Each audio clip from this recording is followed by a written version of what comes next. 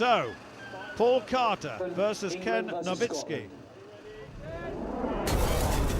I'd quite like to beat Paul Carter. I've had a couple of competitions. I was at the Amateur World Championships at the Arnold in Columbus, Ohio in March. And he beat me there, and he beat me at the Body Power event in the NEC in Birmingham in May. So I'd quite like to get one up on him, sort of try and even out the score. I'll tell you what, it's going to be a bit tough to do that, I can tell you, because Paul Carter's in very good form. Look at this, he's absolutely pulling his opponent away, and that's done, and that's not as quick. That's so much quicker, I should say, than Owen Lewis. They were looking for the fourth person to go through. Now that's another heat winner, Paul Carter, so he goes through. So, Jeff, give me a little hint. What's this all about carpet glue? I ain't telling you, that's one of my secrets. But I noticed there's some fancy footwear. I mean, yeah, well, that makes a sometimes, I difference. mean, there's a stone here that's quite slippery, Yeah. you know. And I said, got any carpet glue? That's a little bit of me coming out. It's not cheating, it's just having the advantage. But if you're on this side, maybe you've got a slight advantage. Yeah, yeah, because, you know, you're going to hit this slippery bit, you know. So you've got an advantage this side, and look at that side. I said, right, just a little bit of carpet glue on the bottom of my feet. You know, do it when the others don't see you, you know. Just have a little bit of kit in your bag, you know what I'm saying? Oh, I know what you're saying. It's all about winning, mate. This is it, this is it. Trade secrets indeed. Dean Slater there, and he's against Rob Frampton in the third of the heats, the final heat. At the moment, Owen Lewis is the man that goes through, unless either Dean or Rob, whichever one of them loses here, it can hold on longer. Well, certainly looks as though Dean Slater's having a little bit of trouble here. Oh yes, he has. Rob Frampton wins it, but Owen Lewis goes through to the semi-final to join the three winners. A win for Rob Frampton. So the first of the semi-finals, Owen Lewis versus Rob Frampton then. And we shall see now. Here's Lewis on the near side, the Welshman versus the Englishman. Look how Rob Frampton's leaning back, and there's nothing that the 17-stone Owen Lewis can do about this. Frampton much the bigger man, and that's it. So, Owen Lewis is beaten. Rob Frampton goes through to the final. And now it's Glenn Ross versus Paul Carter. Now this is a big one, the two big fellas really. Now who will prevail here? Certainly Carter's looking in very, very good form indeed. Very even at the moment. Oh, and Glenn Ross is losing ground. He's losing ground. He's trying hard. And that was it, and Carter's got it. Well, Carter goes through to the final against Rob Frampton. Hope he's not hurt himself, though. Paul, well done, a win there, but it wasn't easy by the looks of it. No, it wasn't. And you fell at the end. Was that just putting every bit of effort into it? Yeah, all my weight into it. You two were fairly evenly matched weight-wise. Yeah, both weigh about the same. Pleased with that? Yeah, very. Well done. Thank you. Well, next up is the third and fourth tug-off here. We've got Owen Lewis versus Glenn Ross. Glenn Ross, and there's Lewis, the Welshman. And look at this. I mean, he's 17 stone in weight up against a 29-stoner, and that was like cutting a knife through butter, wasn't it? Very, very easy. So Glenn Ross is in third place overall, and Owen Lewis in fourth. See, that's your advice, you see, lean back. That's why he's Hi guys, well done. That was for third and fourth position. You got the third, got the fourth, Owen. Is that what you were expecting or hoping for? Well, there's no way I was going to pull that monster of a man, Paul Carter. It was like, honestly, pulling a shire horse. But you're similar matched in weight. Oh, I don't know. He just got the snap and the drive, and he had the body weight that matched me, and I just couldn't pull him. And then I was actually relieved to meet Owen again. Owen, you're smaller than Glenn. Are you naturally at a disadvantage? Just a little bit smaller, yeah. But I slipped a few times, but no excuse. I'm not going to pull him. Can you possibly win it, being of lighter body weight? Not this year, no. No. Okay, well done, guys. Third and fourth place. Cheers, thank you. So to the final, Paul Carter on the near side versus Rob Frampton on the far side, and we know this is a strongman competition. It's also about physical fitness, and Rob Frampton has some views on that. I've always had the strength there, but the conditioning. So you can be the strongest man in the world, but if you're not fit, you can't lay that down to 100%. So with getting your fitness up, therefore you can sustain your strength for longer periods and obviously carry on. Well, I'm lucky enough I run my own gym in Tidgell, Fareham. So I've accumulated over the last couple of years all the tools and stuff that I need to train on, i.e. stones and axles and logs and deadlifts and stuff. So I'm quite lucky in that respect. I think he'll need all of that against Paul Carter, because Carter has been looking absolutely invincible. Look at this, he's already got some momentum going, and all of a sudden Rob Frampton finds himself moving, and that's it, it's all over, and Paul Carter wins it. Rob Frampton gets second place. Paul Carter. What a good win indeed. Your winner. Paul, that's twice you've landed on your bottom. Yeah. Was it worth it for the victory? Yeah, definitely. Thank you. Pleased to get one over the Rob, because he's been doing pretty well so far. And Glenn. And Glenn, well done. Cheers. Rob, second place. Did you think you could beat Paul going into that? Honestly, no. Because of his size? Yeah, I mean he's a big guy. He's 30 stone. You know, I'm 25 stone, which is big. But pulling that much more, yeah, it's tricky. He's tall. He's just a bulky guy. You know. He is indeed. And do you like that event? Is it one you enjoy? I don't mind. I like them all really. It's not too. The only one I'm a little bit concerned about is this funny giant's egg thing. But we'll see. But I'm not worried. It's all good though. Well done. Thank you. Not worried indeed. But there's the result of that last competition. Paul Carter 6 points, Rob Frampton 5, Glenn Ross 4, Owen Lewis 3, Ken Nowitzki 2, and Dean Slater 1 point. Well, there you've got the overall situation now. After event 6, Glenn Ross 38 points, Rob Frampton 33.5, Paul Carter 30, so it's pretty close between the top 3. Nowitzki 24, Slater 23.5, and Lewis 16. Well, the next event, the Golden Egg, it's a new event, 145 kilograms of golden egg lifted into a giant egg cup. The starting height will be 3.5 feet, then it moves to 4 feet, and so on.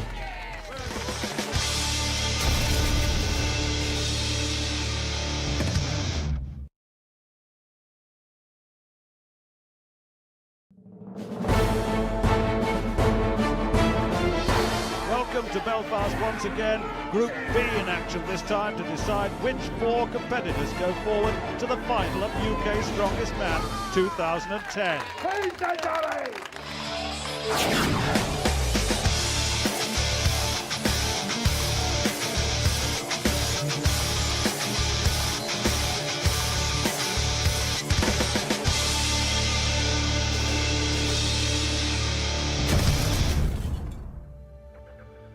Welcome to Belfast for the UK's Strongest Man 2010. It's round 2, and we've got 6 of the 8 athletes remaining from Group B. We've had some fantastic competition. Let's remind ourselves what happened in round 1. Well, it's Big Dave Meir that currently leads Group B. Dale Norris is in second place, he was going well. Liam O'Sullivan, well, he's third at the moment. But Lewis McLean, although injured, has chosen to carry on. We'll see how far he gets. But we lost Chris Innes and Owen Shanahan from the first day. They've gone. I'm with former World's Strongest Man and head referee, Jeff Cates. Jeff, can you explain the format of the competition and how it's going to work? Well, yes, we've already had 4 competitions and 2 pools, of course. We've now eliminated 2 athletes from each pool, so 4 have gone. Now we've got 4 more competitions. Again, the same thing applies where we have 2 athletes will be eliminated again after the next 4 competitions, and then we'll have 4 from each group, which will be 8 for the final. So it's a tough competition this afternoon. We've got some fantastic events, and it's really going to be tough for the competitors. It is indeed. Thank you, Jeff. Pleasure.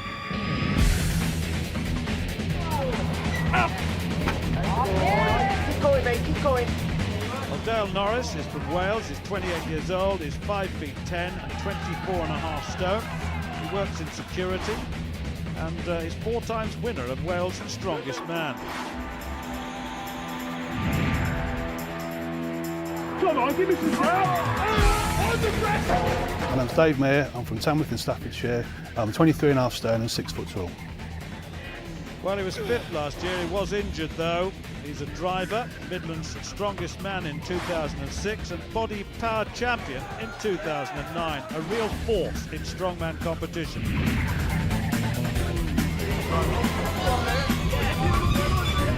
It's Lewis McLean, and I'm from Fort William, 6'2", and I'm 19.5 stone. He's carrying an injury, is Lewis, we know that. He's a joiner by trade. He's Scotland's strongest man last year, made the final of the UK strongest man in 2007. He's competed in Britain's strongest man 4 times.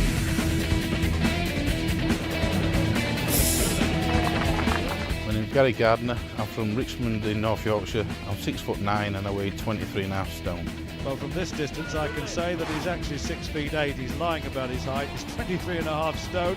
Nicknamed Big Gaz, is a labourer. England's strongest man in 2010. He was second.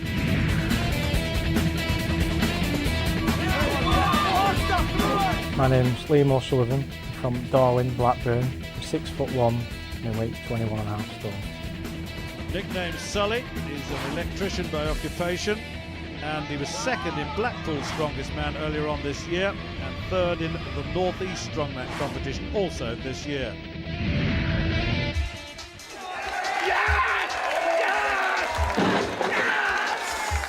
James Fenley, County Kilkenny, 6'3", 19 stone.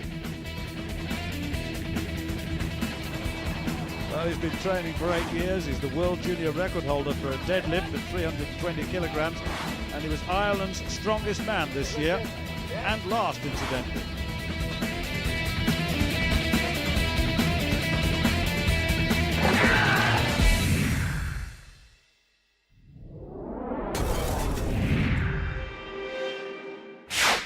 So, Jeff, it's the first event in round 2. That's correct.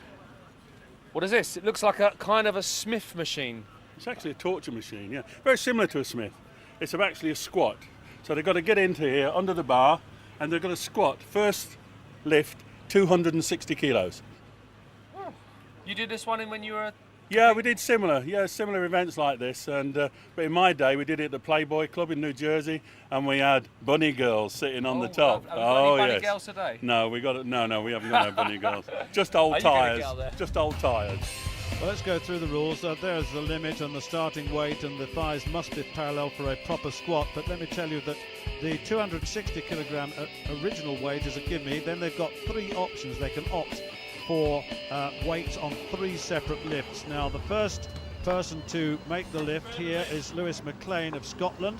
He's got the 260. This is his first option at 300 kilograms, and he gets that quite well. Injured after the Conan torture circle on the first day, but still competing. James Fenley of Ireland. His attempt at 300 kilograms. This is his first option lift after the 260, and that's a very, very good squat indeed.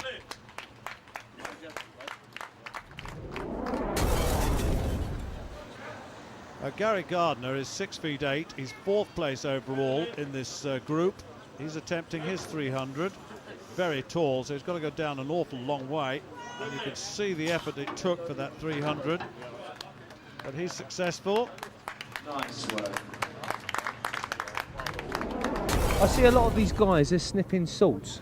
Yeah, it's only smelling salts. Does that really help? Well, it's up to them, you know. It depends, you know. Sometimes it just clears your head just at that instant moment, and that's what they want.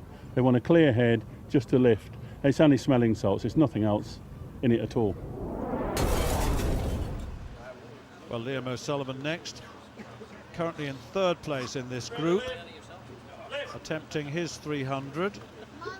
He could have gone higher if he wanted, but this is that they've chosen. They've got 3 lifts to choose from, if they choose to take 3, that is. Now then, Dale Norris, currently in 2nd place in this Group B. Now then, he's got 320, and that was a little bit more, so he's actually opted for 20 kilograms more than the rest. And so has Dave Meir Of course, Norris and Mir have been competing against each other all the way through this Group B, and they've done very well. They're in first and second in the pool, but 320 kilograms there. Lewis McLean then, 330. This is his second opted lift. No sign of that injury yet. Ooh, and that's close, and just looking to see, he's limping a little bit there as he moves away from the Giants table.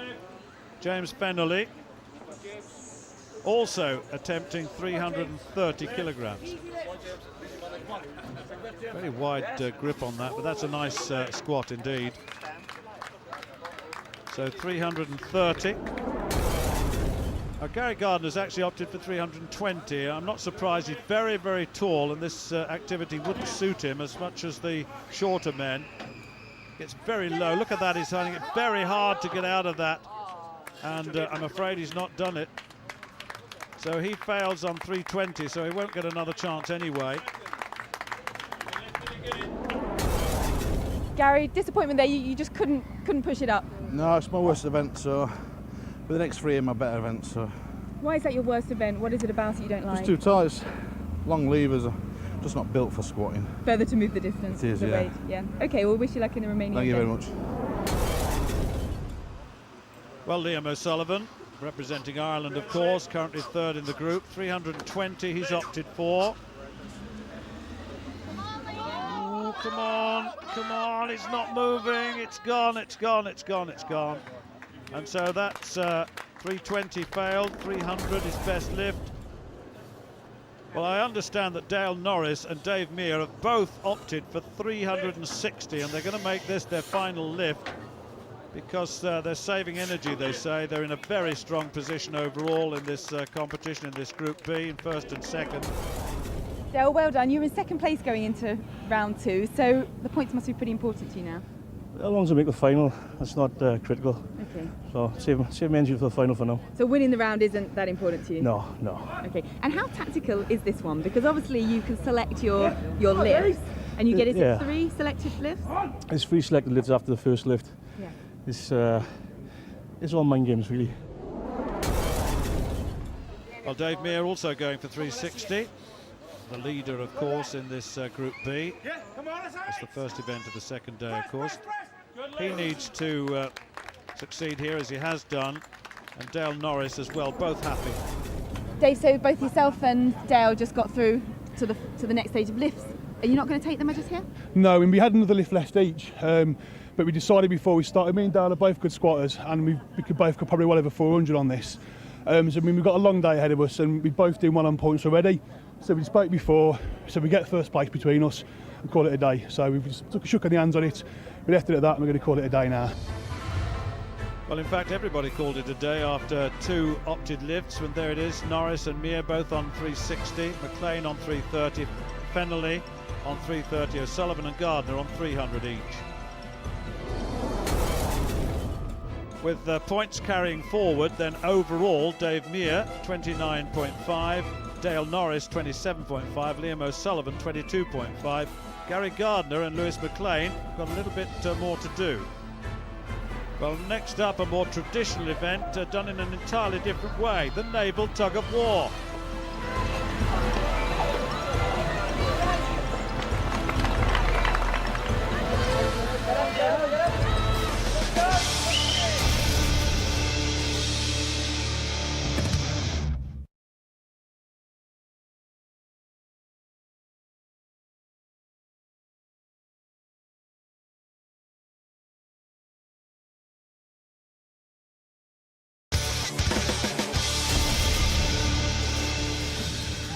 Well, let's just reflect back on that last situation. Lewis had real problems. He really did. Rob Frampton was going well, so was Paul Carter.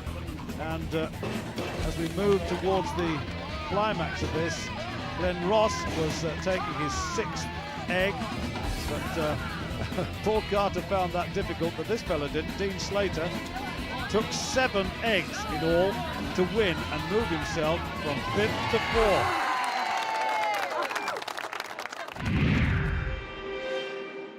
So, Mr. Capes, Master Capes. Thank you. We are here, the final event of today. Looks a bit like a deadlift to me. Yeah, you're pretty close actually. It is. It's a deadlift hold. Basically what they've got to do, they've got to strap the hands on each handle. They've got to absolutely deadlift the vehicle up and hold it for as long as they possibly can. And the longest hold wins. And the guys are going to get tired now because it's been a long day. Very long day. I've seen a few injuries, a few niggles, a few muscle. Yeah, well that's the test of the strongman. You know, you've just got to keep going literally until you drop. I guess you've got to be really tough because they've got more to do tomorrow as well. Absolutely, that's the final day. You know, you've got 4 guys from each group, 8 guys tomorrow, final. In you go. Last man standing. Well, let's stop talking and let's get them on. Absolutely, let's go then. Well, this final event of the first round before the final, no time limit, lifted car, deadlifted, 1,400 kilograms of car, the longest hold wins. Very simple. We're waiting for the big matchup between Nowitzki and Slater, but first of all, it's Glenn Ross versus Rob Frampton. It's about time. They've got to get their feet into the right position, about shoulder width apart, then they're going to lift that weight and hold it. Frampton there.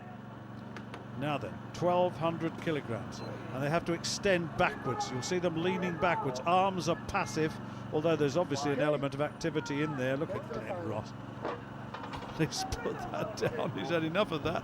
He doesn't need to go any further than that, 9.51 seconds.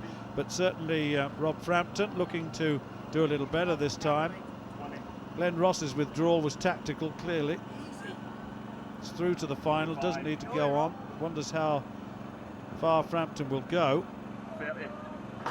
31.17 the time, and that's the best, obviously, that's the target. Rob, Glenn, you're through to the final comfortably. Was it a case of just doing what you needed to then to put in a quick performance? I was comfortable, but the big thing tomorrow is because there's 2 heats in the railway walk, the top 2 get to go second, so they get to see what the first heat do. It's a mental thing, you know, if you know who's gone, you know the distances and the times you've got to put in for that first event, obviously being the final, it's all or bust, so the more you can sort of like add to your game, the better. And what will you do between now and tomorrow to recover, recuperate and make sure you're in top form? Eat and sleep, sleep and eat, and maybe some eating and sleeping. That's eating and sleeping? Times 2. Well, here we go. Paul Carter currently in 3rd position overall with 33 points. He's up against Owen Lewis, the man at the bottom of the tree, really in points terms. Now then, Lewis only 17 stone. He's got a very good position, actually. Carter, bigger man, much bigger man. But look at that, deep in concentration from Owen Lewis, the Welshman.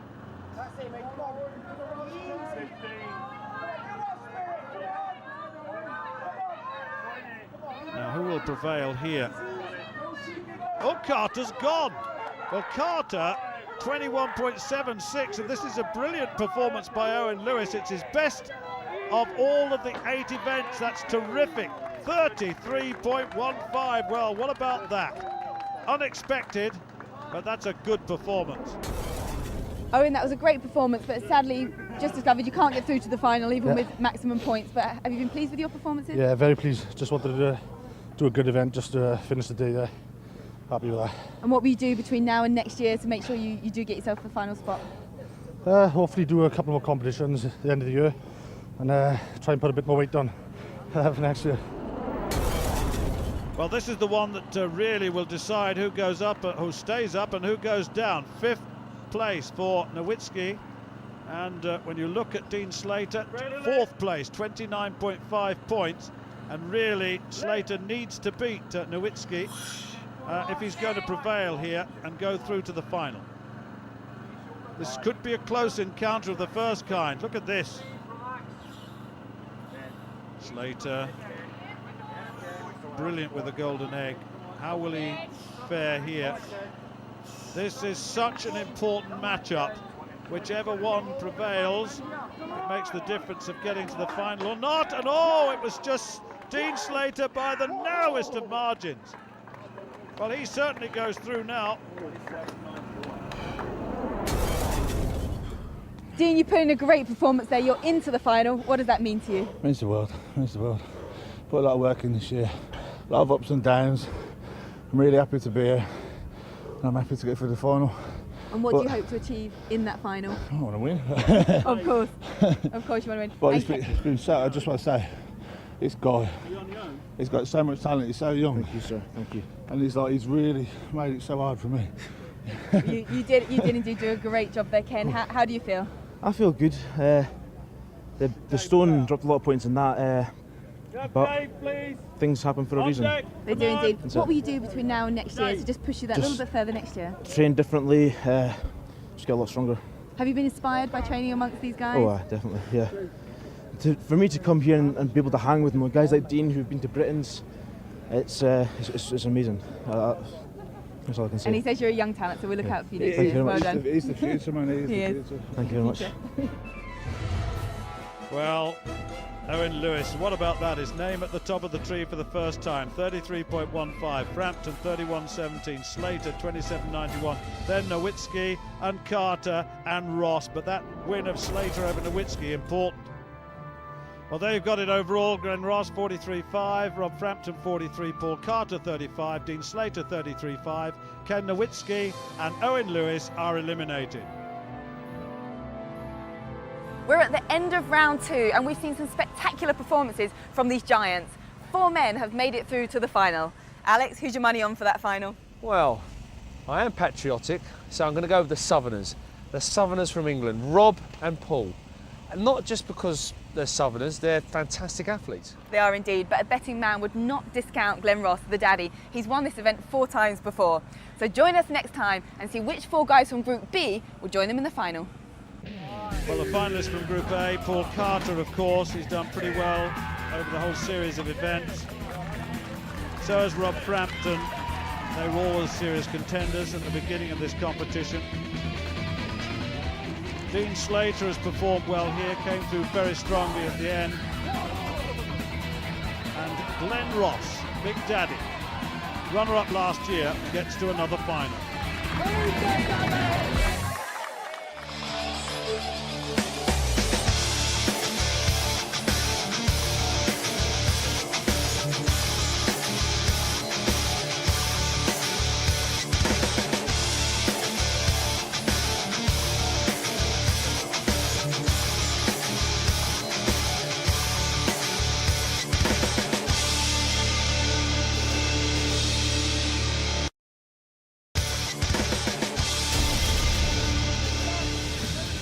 Well, the tug of war took its toll on many, and of course the biggest battle was between Lewis McLean and James Fennelly in the 3rd heat, with James Fennelly coming out of that successful.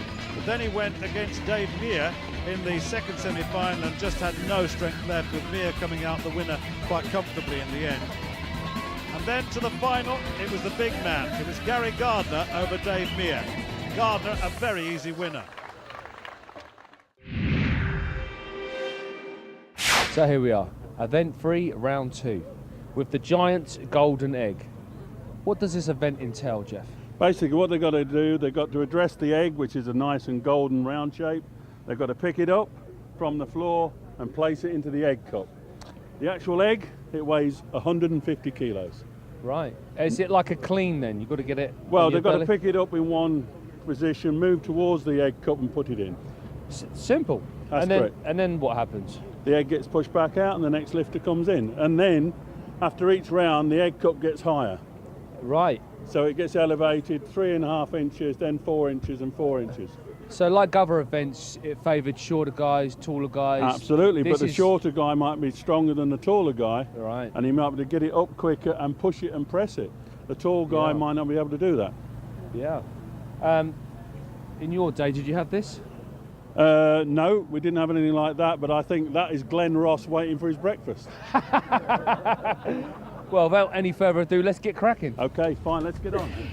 Well, the egg weighs 145 kilograms and the 60 seconds is the limit. They've got to lift these eggs into an egg cup, and the egg cup is raised. But Liam O'Sullivan, incidentally, of England, is the first we're going to see in the 5th lift. I wonder how long he's been involved in strongman competitions. About 5 years now, on and off, not permanently. Yeah, this is probably the highest rank I've got, really. I just did a bit of weightlifting, that's it really. I found they were good at the static stuff, and friend's got a gym and he's got all the equipment there, so we just took it from there really and started doing competitions.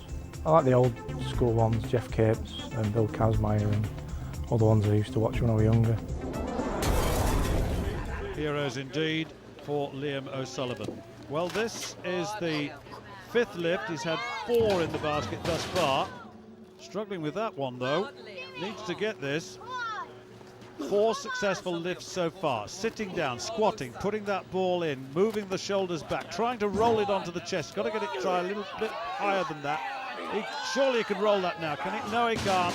And I think that is going to be his lot. He's got 60 seconds though, so he won't give up. But he's got 4, he desperately needs 5. Now then, his last real attempt at this.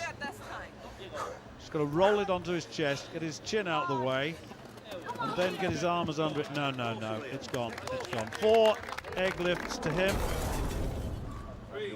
Well, Dale Norris, you've got 4 lifts to your credit. This is your 5th. He's currently in 2nd place overall in the competition, taking days 1 and 2 into account thus far.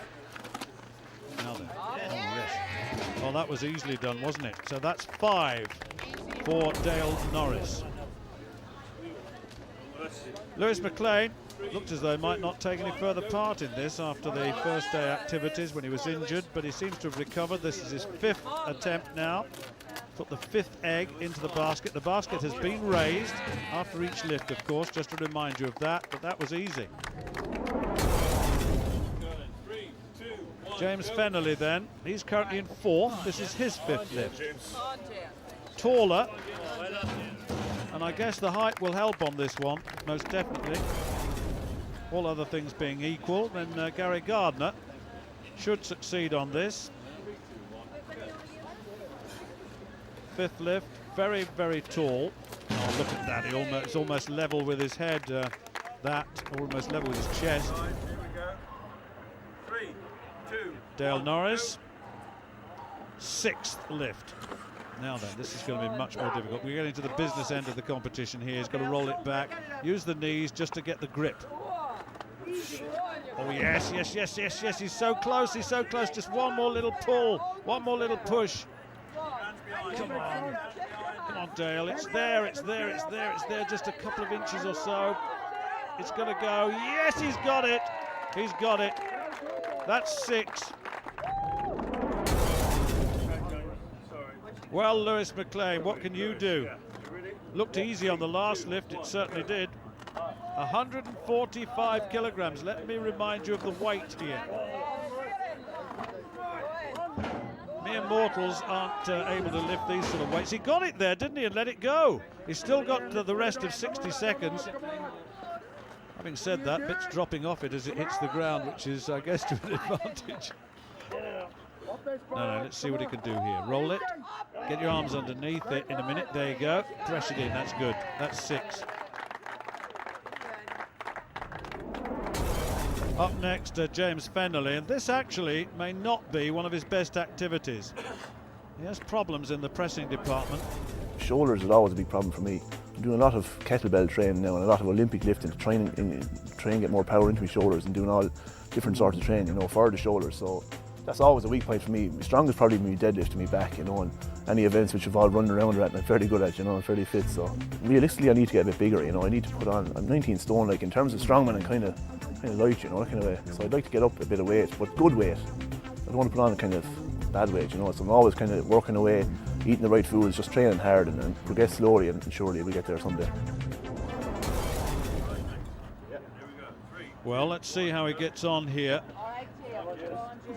Now, it's the press, the final part of this, that he finds difficult. He says, as you heard him say, he's been working on the upper body, and that looked pretty good, actually. Very, very nice indeed. Gary Gardner, 3rd place, 6th lift. Now then, what can he do here? Looked very easy. Because of his height, actually, he's got great strength and good levers, long levers, and good height, which helps him on this one as the basket is raised, the egg cup is raised. It's being raised once again, look.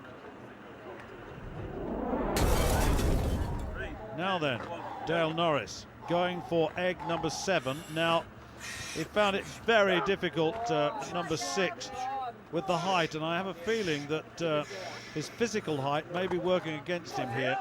He's going to have to press this, and the whole diameter of that egg, and that's going to be difficult. Look, he's so close. If he was taller, it would be there. That's why Gardner's got a big advantage on this one. I don't think he's going to do that. No, he's not. No, he's not. Dale, that looked near on impossible to have got that on. Well, it was. Do you get worried at that point that it could come down on your head or your shoulder or rebound onto your toe? It was already on my head. Just too short, simple as that. Simple as that. Simple as that. Well, Lewis McLean, can you succeed where Dale Norris has failed on this 7th lift? There's more height, so he's got a better chance. Now then. It's so difficult getting the weight close to your body. That's good. Now he's resting it on the edge of the egg cup. Now, oh, he just couldn't quite get underneath it. Couldn't quite get underneath it. There's a lot of muscle power in that body, I can assure you. He's got the 60 seconds in which to achieve it if he fails the first time. But of course, every time he fails, the more energy he's using and the more difficult the next one becomes, and that is evidence of all of that. So he's failed, so no one yet has got the 7th egg in the air. Now James Fennelly then, his chance. Looked okay on the last lift, but this is a little bit higher, but he has got height. Now if he can get it into the right position to press it, it's almost there. It's almost there. It's just right on the edge. Another little, oh, what a shame. What a shame. That was so close. I think he's going to have another go. He's still got time left of this minute. Needs the points. Now then, feet shoulder width apart. Try to get that egg close to you. The closer you can get it to you, the better. Therefore, you roll it on the knees. Now lift up with the egg on the chest. No. So, no one yet there. Nice one there, James. Are you confident now that you're getting ever closer to the final? Yeah, still a battle on one event to go, so we'll keep pushing on. You know, I nearly got that and destroyed my chin in the process, but what can you do? Oh, that's the it joy seems of like it. it's quite dangerous as it gets up to those heights. Yeah, because it could easily fall, as it did with me, and God forbid it went into the crowd or something, you know. But yeah. Luckily it didn't. But it's just getting your hands underneath it, and you just misbalanced it. Yeah. But you don't like the pressing events so much, so you're not displaying any weakness there. I'm very good at stones. It's one of my good events because I have a good strong back and all that, you know. But pressing events is not my favourite. But that was okay, thank God. Well, Gary Gardner next, of course. If he gets this, he wins. Very much in his element with these lifting events. He certainly is. An event or any carrying quite good at, so it's wherever squatting it's a disadvantage. So I have quite a physical job. I'm always lifting and carrying at work, but I try to do a bit of cardio once a week. That's just conditioning work, really. Maintain what I've got. Well, we'll see, but it did look good.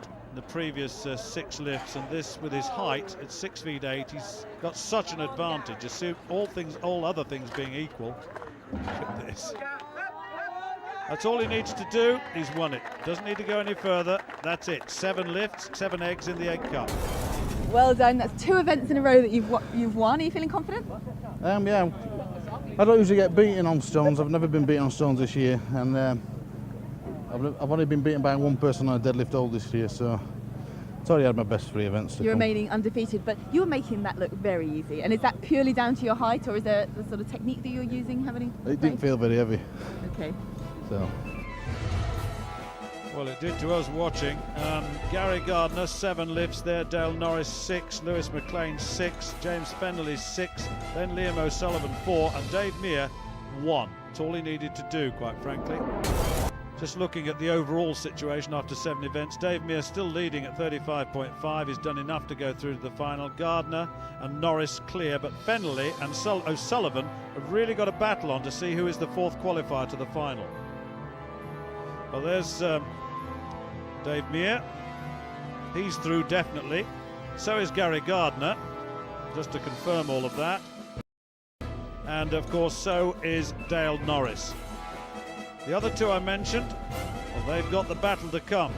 Fennelly and O'Sullivan. Which one will prevail to go through to the final? The next up is the deadlift hold. It's 1,400 kilograms of car to hold for time.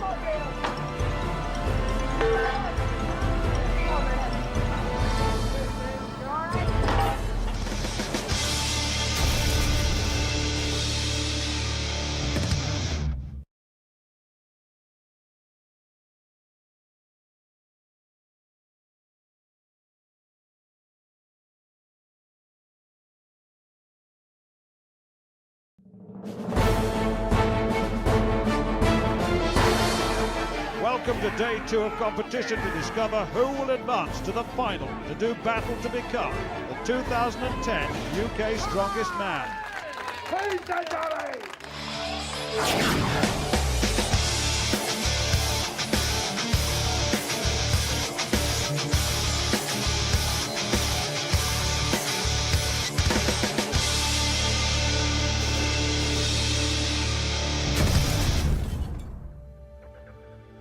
Welcome to Belfast for the UK's Strongest Man 2010. We're in round 2 of the competition and we've got 6 of the 8 athletes from Group A remaining. We've had some fantastic competition. Let's remind ourselves what happened in round 1.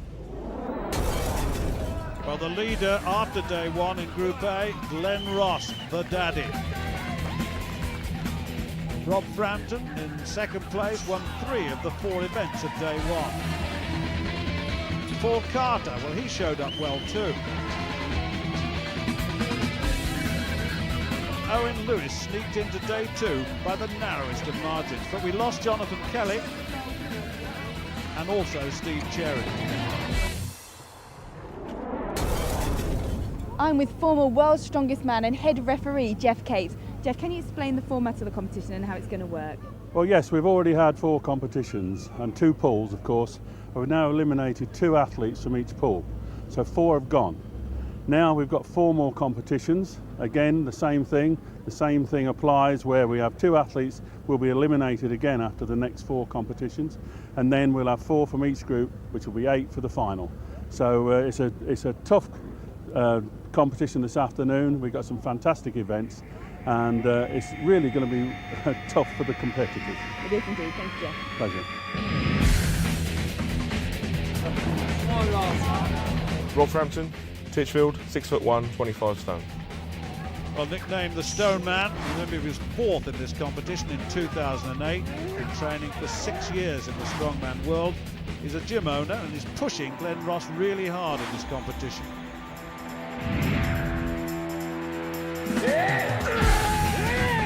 Paul Carter, Gravesend, Kent, 6'4", 29 stone. Well, he's changed his nickname from Cuddles to Man Bear. I'm not surprised. He's a doorman, Britain's most powerful man, 2009.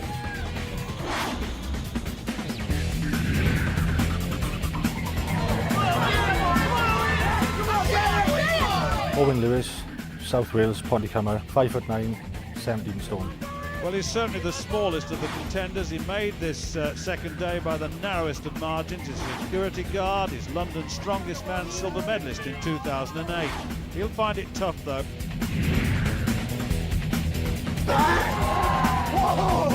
My name's Dean Slater. I'm from Birmingham.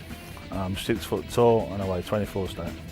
Believe it or not, his nickname is Daddy Daycare. He's a chef in a children's nursery. England's Strongest Man 2010. He's the British beer throwing champion too.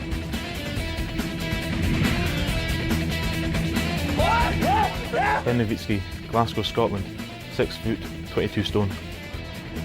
Well, he's a chemical engineering student, incidentally. He was 2nd in Scotland's Strongest Man this year and is the youngest person on record to have lifted the Dinnie Stones, and that's quite something.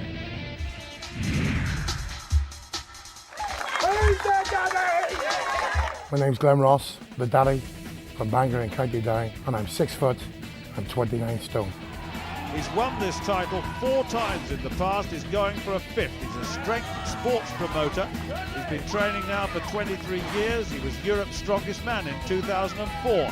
He's looking to regain his title, the title he lost to Jimmy Marcoux last year.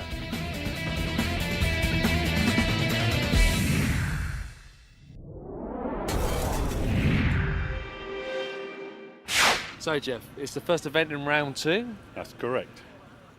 What is this? It looks like a kind of a Smith machine. It's actually a torture machine, yeah. Very similar to a Smith. It's actually a squat. So they've got to get into here under the bar and they're going to squat. First lift, 260 kilos. You did this one when you were... Yeah, we did similar events like this. And but in my day, we did it at the Playboy Club in New Jersey, and we had bunny girls sitting on the top. Have we got any bunny girls today? No, we haven't got no bunny girls. Just old tyres. Just old tyres, yeah. What's your best on this? I think I did about 804 pounds, so I don't know what it's about 400 kilos. So that's good. Yeah, it's a good level to start with. Yeah. Well, let's get over to it. Thank you. Let's get started. Well, there are the rules, but the 260 kilograms is really a free weight. They then nominate 3 further weights that they must attempt. So there you've got it. 60 seconds the limit. The thighs must reach parallel. Owen Lewis of Wales got the 260. He is now attempting the first of his nominated lifts, the 300 kilograms. And that is good. Remember, he's only 17 stone. He's really very much smaller than the rest of them here. But that's 300 kilograms. Now then, Paul Carter also nominates 300 kilograms to give himself an extra 40. So there's not much happening in this round thus far. You'll find that pretty easy, I would think. That's pretty well a full squat at 300 for Paul Carter. Dean Slater is next at 300. He's also nominated 300. He could nominate more, but this is sensible. They're gradually building up. They've got 2 more lifts after this. Yes, indeed, that's a very easy 300 kilograms. Ken Nowitzki is currently lying 3rd overall, opts also for 300.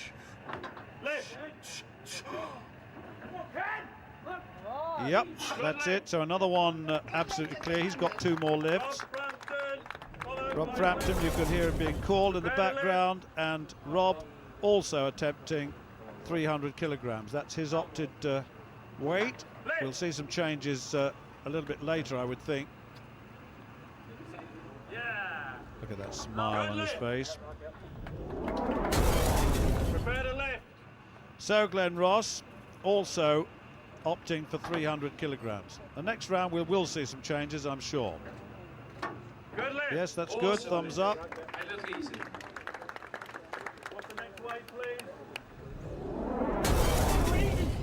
Well, this weight is 320 kilograms. That's Owen Lewis has opted for that weight.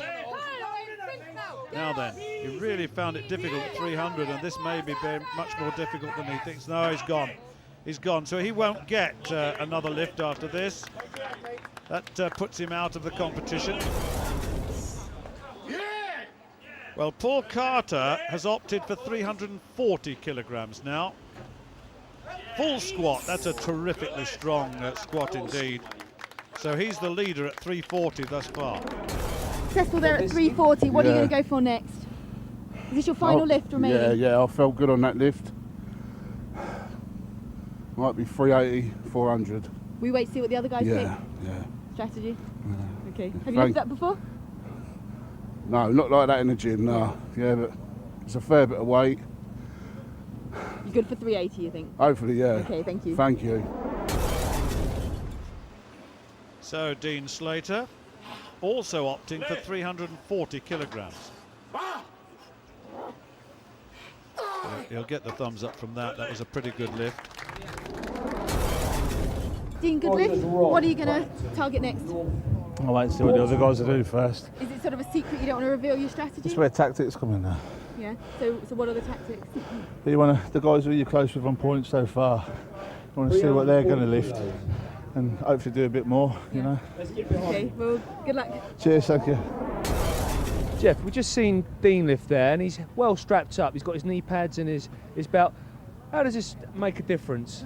Well, it makes a lot of difference. It stops lateral movement of the knee joint. That's the first thing. Is it essential? Can you lift without that at this weight? You can. Well, I mean, it's not advisable. But the thing is, you've obviously got natural movements from your cruciate ligaments and obviously your cartilage. So it protects the whole knee joint. That protection clearly needed. This is Ken Nowitzki attempting 340 kilograms.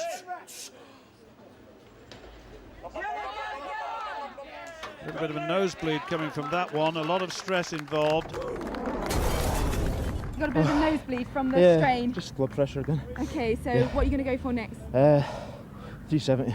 370? Yeah. What about if the others go higher? Pick a different weight? Maybe. Maybe. Did you hurt yourself then? You look like you Maybe something. a bit of tweak of hamstring, but don't know. We'll see. Not to worry about. That's okay. Okay, thank you. Thank you. One or two tactical injuries coming in. This is Rob Frampton. He's also opted for 340 kilograms, so nothing given away yet. They've got one more lift after this to see who is the daddy, to quote Glenn Ross. Yes, indeed. Now, Glenn, 340 kilograms. And I would think it's the next lift that will sort the men out from the boys. Their final lift. They've got one more after this. No lift. Didn't get to parallel. That's a very good lift indeed. So the second attempt for Glenn Ross gets the 340 kilograms. Jeff, what was the problem with that? Why did you say no lift? Well, basically because Glenn didn't hit parallel. The second judge on the left is watching the parallel where the actual top of the thigh must just drop below parallel and then complete the lift. He didn't do that the first time, and I said no lift, but he has 60 seconds to complete the lift. So he says, can I go again? I says, yes, you can, because there's 60 seconds to do it within that time. So he almost overrules you? He overrules me in this particular case, always does on the parallel section. So I start the lift and finish the lift, he watches the parallel lift. Well, this is it. This is the last lift allowable, and Paul Carter's gone for 380 kilograms to see if that will be enough to win this. It's obviously difficult, but he's got it. 380 kilograms, up 40 kilograms from his previous lift. Dean Slater, not quite as much, 370 kilograms this time. Good squat, thumbs up for that. That's a very good squat indeed at 370.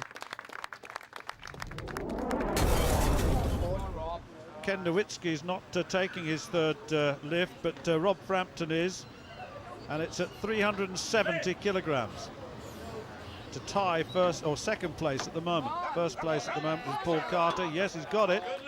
Yes, good lift it is. You can hear Jeff Capes in the background. That's 370. 380 by Paul Carter's the top weight, and now Glenn Ross is going for 390 to try and win it. If he succeeds here, he will win it. That's better. Oh yes. Oh yes. He is the daddy. He's the daddy! 390 then, Glenn Ross wins it. Great lift there, 390. That was tactics coming into play, wasn't it? Yeah, I was very concerned after having to do a double with a 350, whether it was a 390 in here, because it's a big lift raw, you know. But it was comfortable enough. I made sure I did a pause at the bottom just to make sure the referees looked. They were going to give me the call and then back up. You got the win, well done. Yeah, pleased. That's the first win of the comp, so it is indeed. It's good for the head. Definitely, good luck. Yes, indeed. Well, there you are. 390. Paul Carter 380. Dean Slater 370. So did Rob Frampton, Nowitzki, and Owen Lewis 340 and 300 in that order, with Lewis in sixth. Well, with points carried over from day one, Glenn Ross's total now 34, Rob Frampton 28.5, then Paul Carter 24. Look to the bottom, two will be eliminated from this second day for a place in the final. Next event, the new old-time event, it's the Naval Tug of War.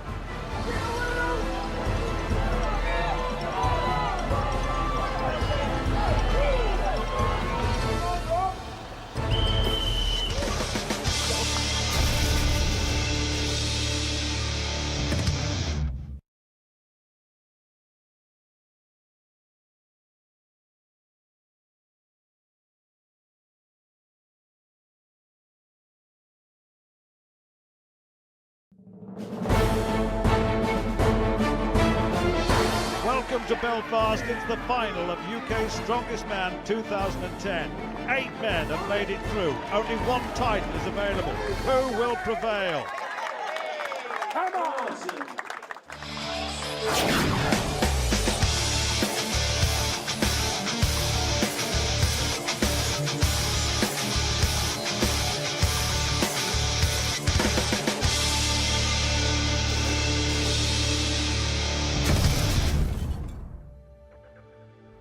Welcome to Belfast for the final of the UK Strongest Man 2010. Behind us are 8 amazing athletes who have made it through to this final after 2 gruelling qualifying rounds. Let's remind ourselves how these guys got here.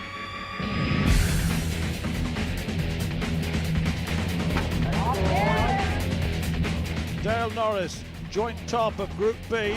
The Welshman is 28, 5 feet 10, 24 and a half stone. He works in security, he's won the Wales Strongest Man 4 times. Good lift.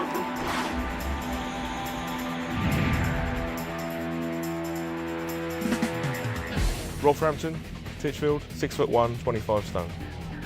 Rob Frampton qualified for the final by getting 2nd place in Group A.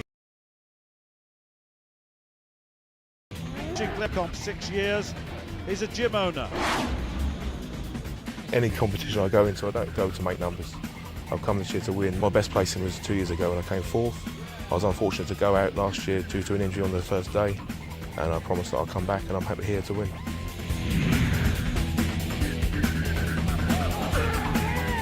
Paul Carter, Gravesend, Kent, 6'4", 29 stone. Well, nicknamed Man Bear, formerly Cuddles. He's a doorman, Britain's most powerful man in 2009. He'll be a real threat.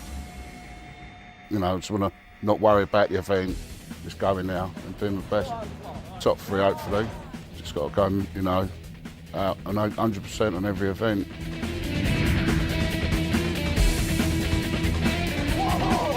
My name's Dean Slater, I'm from Birmingham.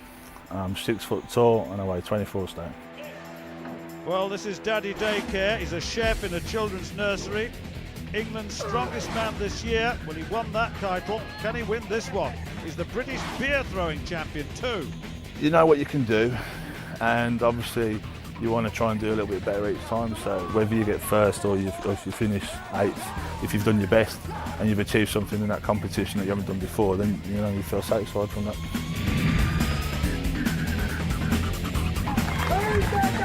My name's Glenn Ross, the daddy from Bangor, County Down, and my name's Glenn Ross, the daddy from Bangor in County Down, and I'm 6 foot and 29 stone. Well, Glenn won Group A, and he was 4 times UK's strongest man. He's desperately looking to regain the title. He lost to Jimmy Marku last year. Formerly Europe's strongest man. That was back in 2004. Still going strong. This year, I can honestly say, with the 6.5 stone that I've shedded over a 2-year period, I have no weak events anymore. Like anybody, to be a real champion, you've got to regain your title back. And I've done it over the years, and I intend every year to do it this year too.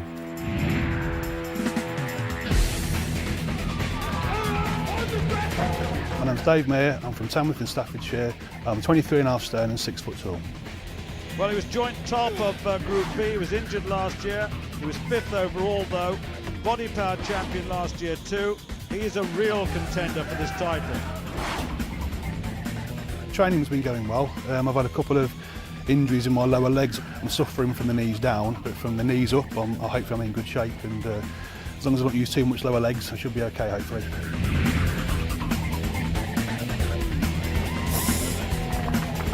My name's Gary Gardner. I'm from Richmond in North Yorkshire. I'm 6'9" and I weigh 23.5 stone.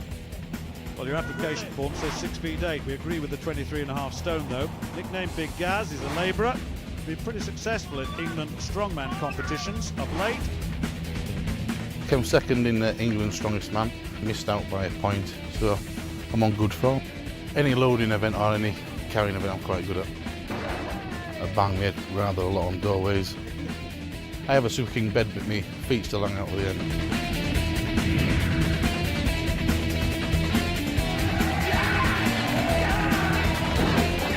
James Stanley, Kilkenny, 19 stone. James Stanley, County Kilkenny, 6'3", 19 stone. What a character, the electrician.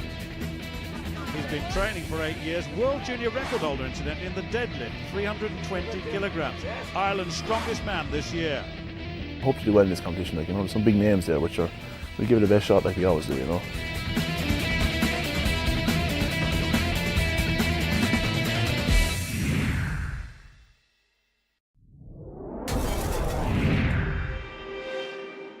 Well, Jeff, we're here on the final, first event.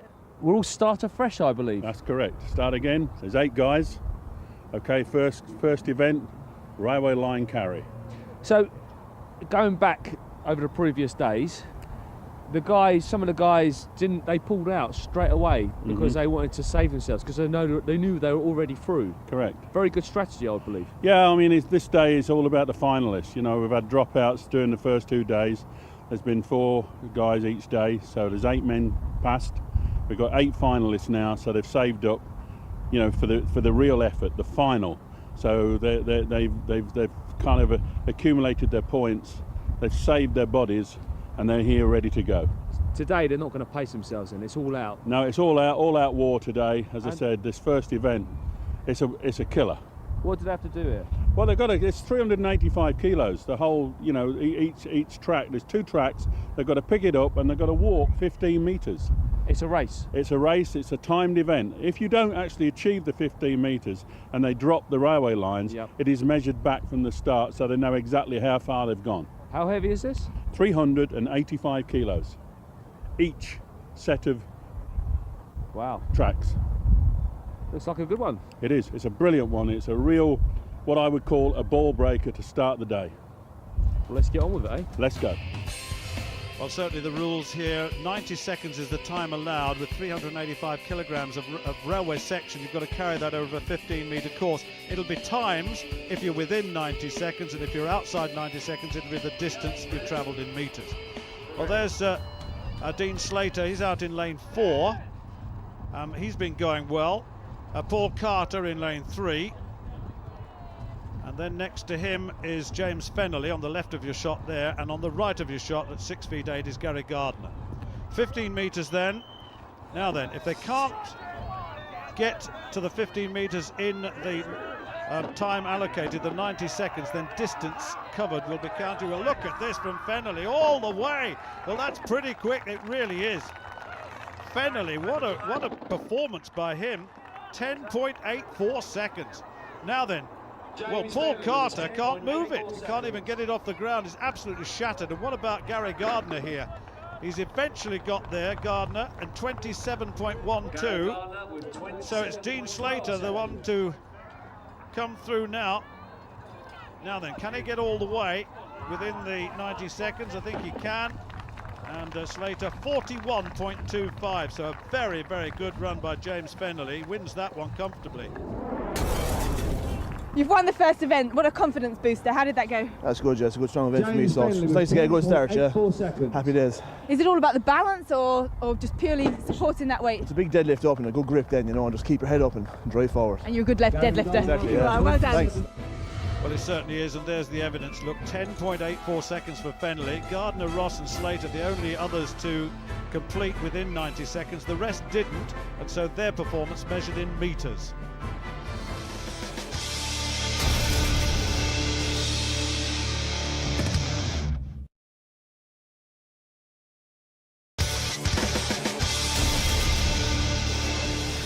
Well, there were mixed fortunes on the Giants table, the squat for maximum. Most people opted, in fact everyone opted for 2 of the 3 allowable lifts. It was left to the big men at the end, quite frankly, Dale Norris and Dave Meir, to prove themselves the very best, both of them with 360 kilograms. Still in first and second place overall.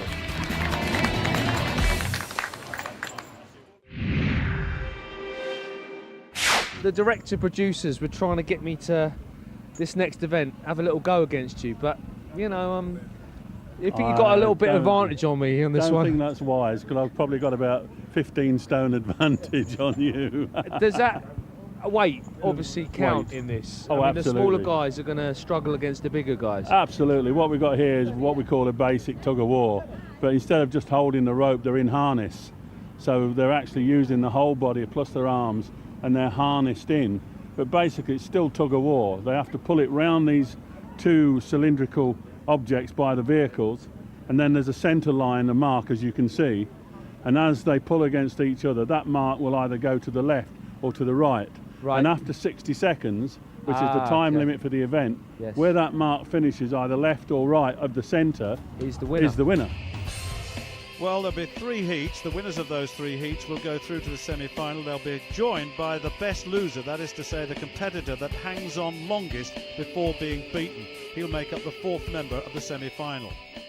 I've heard you had quite an event in the tug of war against the Bill Kesmeyer. Really?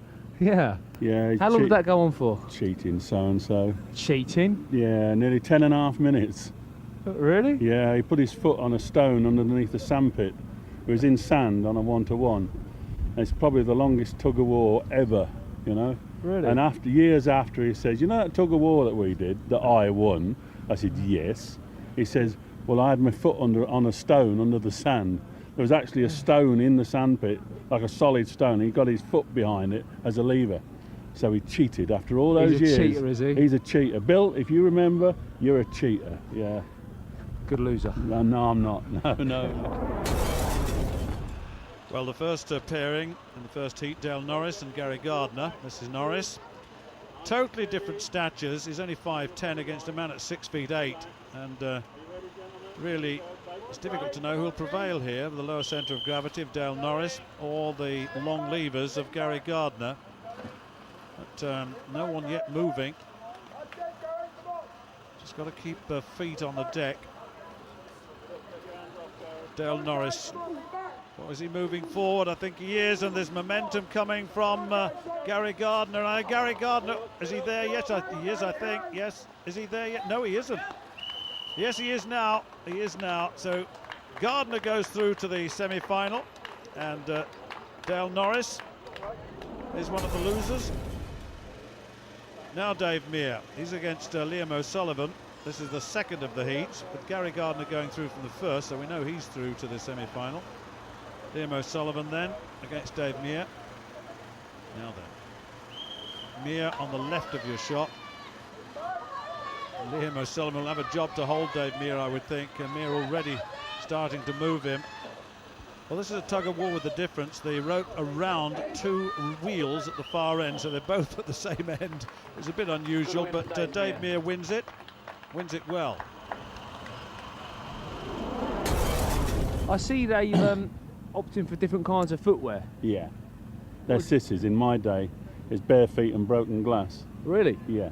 Hardcore. Yeah, a little bit of glue, you know. But no, they can obviously wear trainers. Or a rock. Or a rock. Lifting boots or mountain boots is a favourite of the month, you know. Very good grippy, a bit like slicks on motor racing, you know. But in my day, we had a little, box of tricks, a little bit of carpet glue on the bottom or tacky, or, so you literally stick into the floor as you walk. And that's all legal? Well, ish, yeah. you just didn't tell them. We like the ish. You just had the edge all the time. It's all about the edge. Yes, it's got to have the edge. Well, the final heat coming up now, and it's Lewis McLean versus James Fennelly. McLean on the far side. I just wonder how he's prepared for this competition overall.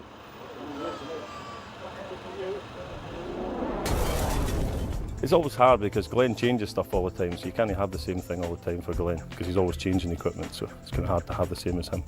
I don't know, you can always say that this one suits you, that one suits you, but you never know who you're up against, so it might never suit you, It just all depends who's in your group and who's good at what, so it always changes. Well, here we go then. McLean, here he is, big fella, versus James Fennelly on the right of your shot. Very, very even, these two. Nothing happening yet. Look at the clock ticking down. A lot of support. You can hear the support being issued from the crowd. Now, who's going to win this one? This is going to be a test of stamina as well as strength here. So there's a physiology about this particular bit. And it looks as though James Fennelly is starting to move him. He has, but that was a long competition, and Lewis McLean will certainly be the best loser and go to the semi. Well, now we come to the 5th and 6th playoff here. Dale Norris versus Liam O'Sullivan. Now, who will be 5th and who will be 6th? Because remember, there's 2 points and 1 point on offer here. Liam O'Sullivan being pulled away, and Dale Norris is looking good at this stage. He's getting some momentum onto this pull. Very close. And this looks like Dale Norris to me.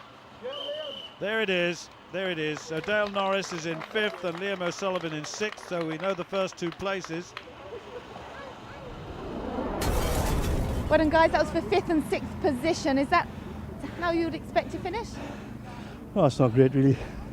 It's an alien movement for me. It's a new event, so. A new event. And for yourself, you done that one before? No, new event, yeah. Just more practice needed, really, that's all. Sure. So how does that affect you going into the remaining events? It shouldn't affect me too mad. You've got a good position anyway. Yeah, not too bad. Okay, well done, guys. Well, the first semi-final, Lewis McLean versus Gary Gardner. McLean, of course, had that big battle with James Fennerley in qualifying in one of the heats, and so this is going to be a big test for him. And Gardner looked very good indeed, didn't he, in the qualification? Tall figures just running him backwards.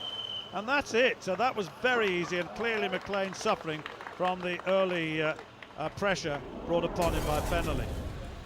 Well, certainly Dave Meir goes in this second semi-final. He's had a hectic time of it late and hasn't been able to prepare entirely well. Let's hear what he has to say before this second semi-final. It was only 3 weeks since the English qualifiers for it. I had a week off. I had a week at the gym and then a week off before this, so really the preparation for this has been minimal. It's just been a quick couple of sessions down the gym to keep myself fresh, and a lot of rest and a lot of food, really, trying to get ready for it. But we'll see whether that's all worked. James Fennerley on the near side. Oh, and a fall there by Dave Meir. Has recovered well, though. He's already pulling away, and this looks like a win for Meir. It certainly is, and there you've got it. Dave Meir goes through to the final against Gary Gardner. Good final that'll be. So now the 3rd and 4th playoff. Lewis McLean versus James Fennerley. Who will be 3rd, who will be 4th? This is James. Big fella. Now then.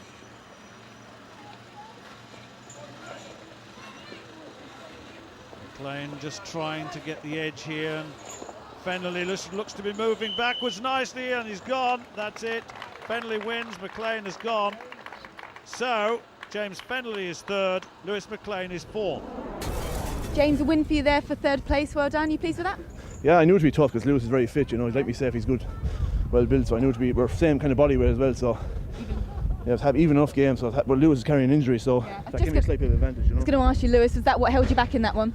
Yeah, you just kind of push off it too much because of the angle, eh? It's just the way it comes down and goes in, it's just pushing off, it's just too sore. But you're still holding in there, are we going to see more of you? Yeah, we've got the egg next and the cars next, so it'll be fine. Before all of that, the final. Dave Meir versus Gary Gardner. Gardner nearest to us, tall man, 6'8", long levers. Will use those to full effect, I would think. He looked good in qualifying for this final. He's moving slightly out to get the best possible range. Oh, and I have a feeling, well, there wasn't much from Dave Meir on that occasion, I have to say. And Gary Gardner is the winner. Guys, let me get amongst you here. Well done. You seem to let him have that one. No, that'd be naughty, that would. You see, if we roll up my best mate to be in a final with me, no, that'd be really naughty. You're not supposed to do things like that, so I wouldn't have given him that at all. No, well done, Gary. You had an excellent performance there. Pleased with that one? Yeah, we'll see how it goes. We really did. Now, you're both very different shapes and sizes. I mean, you're sort of taller and longer and leaner, and you're shorter and stockier. Stockier was what I was going for. Does body weight and height have an advantage? Body weight does, yeah. Low centre of gravity would help as well, we're being shorter, but it's one of them things. But we're pretty evenly matched this anyway, so good. You're saving yourself a little bit here, aren't you? Maybe, yeah. Maybe. Well done, boys. Maybe, but there it is. First place to Gary Gardner. He takes the 6 points. Then Dave Meir in 2nd, James Fennerley 3rd, Lewis McLean 4th, Dale Norris 5th, and Liam O'Sullivan in 6th with 1 point.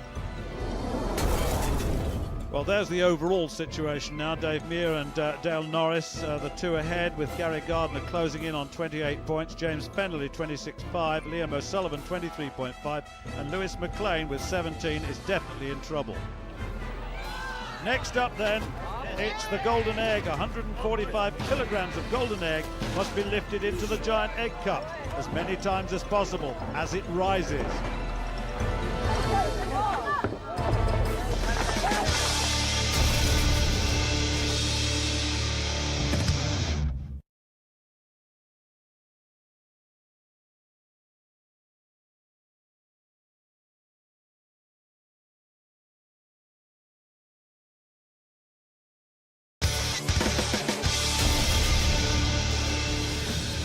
Just reflecting back on the golden egg for height, Liam O'Sullivan managed 4, couldn't quite get the 5th. Dale Norris got 6, so did Lewis McLean, James Fennelly, and of course Gary Gardner, very successful.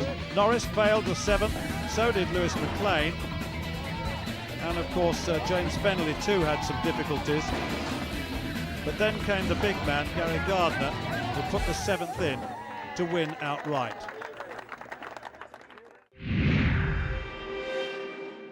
So, Mr. Capes, Master Capes. Thank you. We are here, the final event of today. Looks a bit like a deadlift to me. Yeah, you're pretty close actually. It is. It's a deadlift hold. Basically what they've got to do, they've got to strap the hands on each handle. They've got to absolutely deadlift the vehicle up and hold it for as long as they possibly can. And the longest hold wins. And the guys are going to get tired now because it's been a long day. Very long day. I've seen a few injuries, a few niggles, a few muscle. Yeah, well that's the test of the strongman. You know, you've just literally until you drop.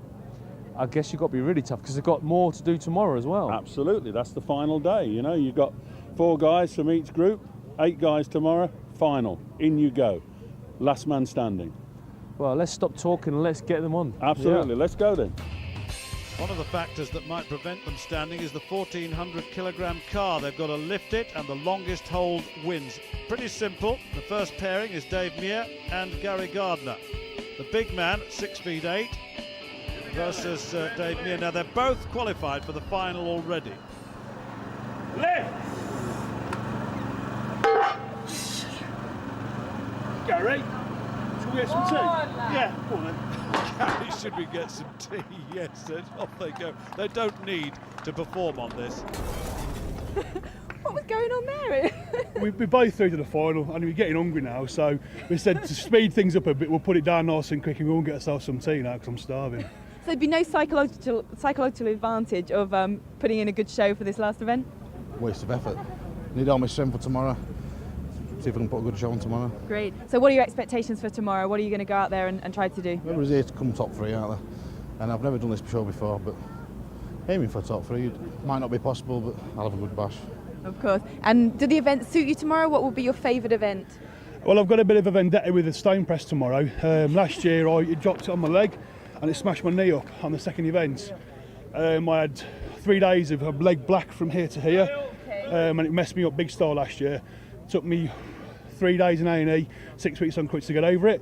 So this year, all them stones are going up. So you're getting yourself back on the I've got to get them stones this year. So yeah, after the stone press, I'll be happy. Okay, thank you. Thank you. Well, they're resting up for the final. This is Lewis McLean versus Dale Norris. McLean really is out of it now. He's currently in 6th place with only the first 4 to go through to the final. And really Dale Norris is about points, although he's already qualified as well. He's currently in 3rd place overall. The salt's being given. Nothing out of order there. Now then, let's have a look and see what he does. 3, 2, 1, go!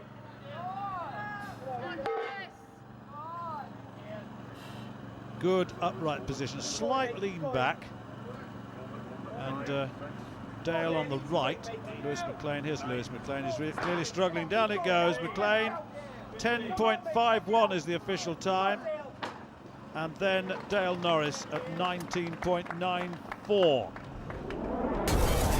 Dale, well done. You know you're through to the final, but you still put in quite an effort there. Did you need to give it all of that? Not really, just making sure. Just making sure. Well done. We wish you really good luck for the thanks. final. Thank you. And Lewis, disappointment, and I'm sure that injury played a part in that. Tell us how you're feeling. I'm happy after obviously having the injury and managing to get to where I did. I mean, I wasn't expecting it to go as well as it was. But just hopefully tomorrow now we'll see how much pain there is and see how long it's going to take to heal, but hopefully not too much damage done. Well, this next one is the crunch match. It's the final of the pairings, James Fenley versus Liam O'Sullivan. Fenley's got to beat O'Sullivan to go through by right to the final. He's currently in 4th place, but just to make absolutely sure, he needs to outgun Liam O'Sullivan. O'Sullivan, oh, nothing from O'Sullivan, didn't even get the thing going. He'll not get a time at all on that.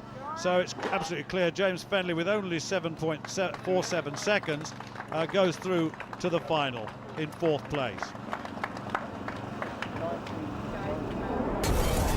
James, great performance, and you look like you did just enough there, what you need to do to get through to the final. Yeah, we had a great old battle, for the last couple of events, so happy enough to get through to the final, thank God. And this time, injury-free. How do the events suit you tomorrow? Yeah, looking forward to it, looking through the events, there's first one's the Farmers Walk, so I'll be fairly confident on that, there's some very good lads in the final, but we just do our best, like we always do. Liam, your competition ends here. Have you enjoyed your experience? Yeah, it was fun, enjoyed it very much. But that last event was slightly tough for you. You weren't able to get it off the ground. What happened? Yeah, I don't know, I just put my straps on incorrectly that roll, so it dug into my wrists. A technical hindrance rather than anything else? Yeah, so... How have you enjoyed the competition, and what you'll go away and do now to ensure you get back next year fitter and faster and stronger? Just work on my squats and deadlifts really, and static stuff, and my fitness as well, other than that. Just the basics really, yeah. Well, you've had a great show, yeah, so well done. Yeah, thank you. Well, there you go. Dale Norris 19.94, Lewis McLean 10.51, and then the rest down to Liam O'Sullivan, who didn't score at all. So let's have a look and see what that does to the overall situation and the top 4 to go through to the final from this pool. Dave Meir clearly through, so is Dale Norris. Gary Gardner is there, so is James Fenley, with Lewis McLean and Liam O'Sullivan eliminated. The first 4 through to the final. The qualifying rounds are over and we've got 8 great athletes through to the final. It's going to be a really tight contest. Alex, what do you think? Really hard to call. The ones I thought were going to do really well haven't, maybe because of injuries and they're getting more tired. So I have to say I really like Rob Frampton. Rob Frampton's your favourite. Yeah. Well, they're certainly all great athletes, so join us next time to find out who will be crowned UK's strongest man. Well, let's look at the finalists. Dave Meir from Pool B heads that list. Dale Norris, of course, will follow him. He was second in the pool, always contesting very closely. James Fenley, taller, more athletic looking, he goes through as well. And at 6'8", Gary Gardner, he looks good too. From the Pool A, Paul Carter looked very strong, didn't he? Lots of power in that body. Rob Frampton's been in the competition before, still looks good. And Dean Slater has performed well too. Much more to come from him. And who's the daddy? Glenn Ross completes the 8-man lineup for the final. Don't miss it.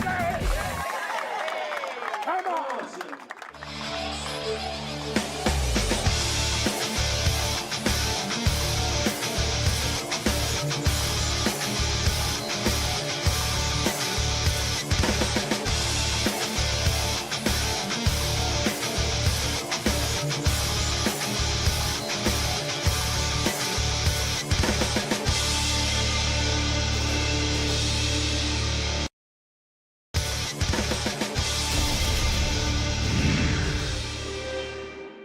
So, Jeff, event 2, the final. What's this all about? Well, it's basically rock lift.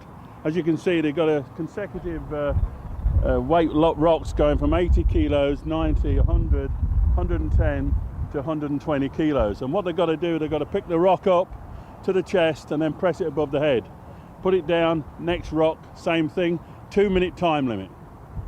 Wow. So they've got to do all the rocks within 2 minutes. Would you recommend starting light, heavy or heavy light? Well, we go light going up to heavy, because it is a timed event and it's an increment weight. This is quite a classic event, I would say. You did this, didn't you, in your day? Yes, we did actually do this, and I think we got up to about 140, so, 120 is pretty good. But these guys, we didn't have a time limit then. These guys have got a time limit, so it's a lot harder for them.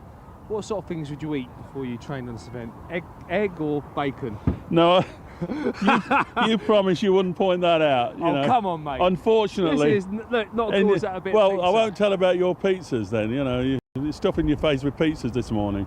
Look, but no. no. Little treat. One yeah, cheat meal. well, we had to eat little and often, you know. But this morning it was egg and bacon, and I'm sorry that I dripped it all over me. It's not good, Jeff. It's not good. It's no, not no, professional. No. Egg Well, and there you bacon. go. Well, the Caveman Rock Lift Medley means they've got a 2-minute period in which they've got to lift 5 rocks and press them above their head. Each of the rocks goes up in 10 kilograms from 80 to 120, and most rocks and the fastest time wins. Well, first up is Dave Meir, and the first rock at 80 kilograms. We'll look at this. It's got to be a very strict press, but it's the uneven shape of the rocks that will cause the problems. Well, going on to the second one, 90 kilograms. Remember, it was last year that he dropped the rock on his leg and injured himself. He came 5th overall, but still in real trouble. He could have done so much better, and that memory will be with him here. Certainly that's 90 kilograms. The second of the 5 rocks going up there. Now's the third, which is 100. Now then, can he do this one? Looking at the time as well. The time is being checked against each of these lifts in case there is a tie. So 110 coming up now. This is the penultimate one, and there is plenty of time. There's over a minute to go, so might as well get a little bit of a breather. 110 on that rock. Now then, he'll sit down and squat down. Now he's got to get it to his chest. Get in, go again. Got it on high on his chest, hold it there, then roll it up into the press position. And that's very strong movement, that is. And this is the final one, 120 kilograms, the 5th and final rock. Now this will be difficult. The significant difference, a 10 kilograms difference between the 110 and the 120, of course, but the 4th and 5th. So if he can get this, it'll be a terrific performance, but he's got, he's got less than 30 seconds left to complete this lift. He'll sit down on this again and attempt to roll it onto his chest. He's got it up there. Can he get it up there? He's got it up. It's not quite going, and I don't think he's going to do that one. No, he's given up. That's it. Dave, 4 stones, fantastic results. Do you feel a little bit more positive after that one? No, I wanted all 5. Yeah. A bit disappointed, really. I haven't practiced it, I suppose, but I like my pressing. I really do. You do. What can you press in the gym with a sort of standard shape object? On an Olympic bar, I'm on about 200 kilo overhead. So how much of a difference does the shape of that object make? Massively. I mean, it's awkward, it's unbalanced, it's horrendous. Well, it clearly is, and Rob Frampton now coming into the first of his lifts at 80 kilograms. Very, very straightforward. Second one, 90. Now, how well will he do with this? It's a quick lift on the first one, incidentally. Gets it nice and high. I love that lean back. That's a real press position. If he can lean back, get the arch in his back and really press it like a bench press off the top. Third one coming up. That's 100. He leans beautifully back, sits it on his chest, and then gets the arms in position, and then attempts to press the thing. Lovely extension. That's good stuff. Rob Frampton going well here. Now then, 110 kilograms. He's got 2 to go. This penultimate one. If he can get this high. Come on, Rob. You can do it. Yes. I believe he can too. Look at this. He's right under it now. If he can lift it, a little bit of help with the legs, but that's okay. Ooh, I'm not sure about the lockout, but Jeff is happy. So we've got 1 minute gone, as you probably heard that shout from the judge and from Jeff in the background. So therefore, he's got just under a minute left to execute this last one. Got his finger trapped under that. That won't be helpful. It is the awkward shape of this. I mean, this is a more square or rectangular shape than the others, but it really is proving very difficult. And I think he might have injured his finger here. And we've got 30 seconds in which to make this final one. I think he's going away. He's injured his finger, and that's it. So he's done 4. Rob, 4 stones. That's a good result. You've clawed back some points there, but you seem to have done something to your hand. What's happened? Quite sharp on the edge. As I picked it up, it's gone just where the start of my finger meets. Muscle, the tendon. Tendon. Oh, okay. So Is that going to affect you for any of the remaining events? I don't know. It's all right at the moment, but quite painful when I did it. It's made it quite numb. So yeah, okay. That's why I stopped. Dean Slater next up. Now, how can he do? 2, 1. He's had mixed fortunes in this competition throughout, but he's made the final. Oh, that's a nice, easy lift. He's very powerful. Got to get underneath, go close to this, and then sit in, get it high on the chest once again, get the arms in the middle of it, and then press. Easier said than done. Oh, lovely. Beautiful stuff. Third one coming up. This is 100 kilograms.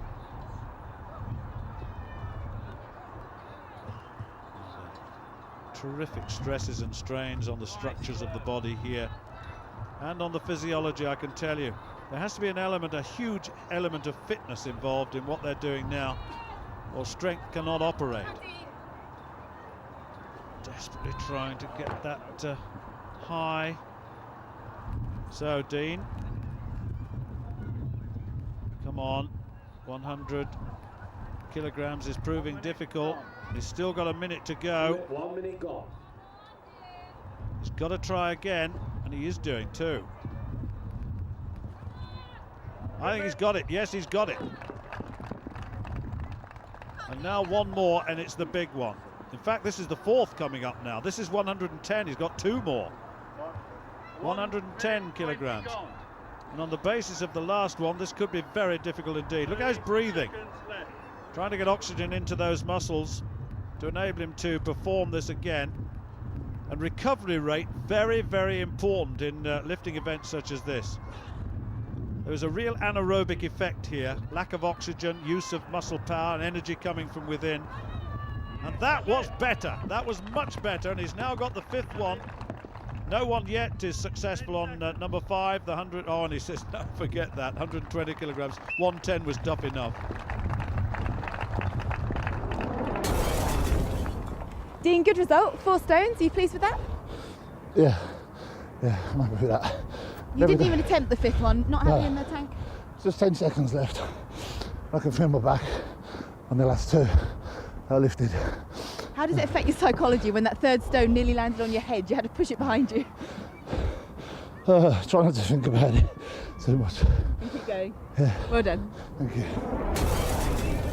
Well, as we come into Glen Ross, let me tell you that Rob Frampton has 4 stones and he hit the 4th stone at 61.5. So if Glen Ross goes 5 stones, he wins anyway. If he's better than 61.5, then he takes over the lead from Rob Frampton in this. So there's a time factor involved. As each of the stones is lifted, there is a time given. So it's the 5 stones overrules all time. Now, can he do it? Well, certainly Glen Ross went very, very quick early on, perhaps a little bit too quick, and he's now beginning to slow down as we approach the last 2. He's got 2 to go, so it's 110 kilograms here, and then he's got to attempt the 5th. If he goes for the 5th, now let's have a look. The time on this is important. If he gets this in better than 61.5, and it's looking good at the moment. Oh, he's got it, and look at that, 49, just outside, 49.04 the official time for that. So he's in first place, whatever happens here. If he lifts the 5th, then he's outright. Doesn't need to, though, but he won't probably know the time situation. So he'll go for this to try and win outright without any time factor involved. He's asked for the last 30 seconds. He's trying desperately to recover. I must admit that I thought he went off too quickly. Very, very quick. He didn't even press the first one. It went straight in the air. And I think that he may well be suffering from that right now. There is a physiology in all of this. You have to say that. So it's not just about strength. It's about fitness as well. This is the 120 then. He's already won the competition. He's already top man by virtue of the time it took him to lift the 4. No one else has lifted 5 stones. No, I don't think he's going to do it, but he's won it anyway. He's won it with the best time of 49.04, and that's good enough. So Jeff, nobody's actually lifted 5 rocks. Is there any special technique? I noticed they're having trouble with some of the shapes. Well, that's the limiting factor. It's a shape to fit them individually. I'm very surprised that nobody's done the 5th stone, because it's not the weight to them. It's got to be the balance of the stone. It certainly is the balance of the stone, and let's have a look. Well, Glenn Ross, Frampton, Mere and Slater all lifted 4 stones. The fastest time, Ross, is 49.04. He wins the event. Well, let's have a look and see what the overall situation is now. There it is, 14 points for Glenn Ross, Rob Frampton 11, Dean Slater with 10, along with Gary Gardner and James Fennelly, all with 10 points. Dave Mere has 8, Dale Norris 4, Paul Carter 4.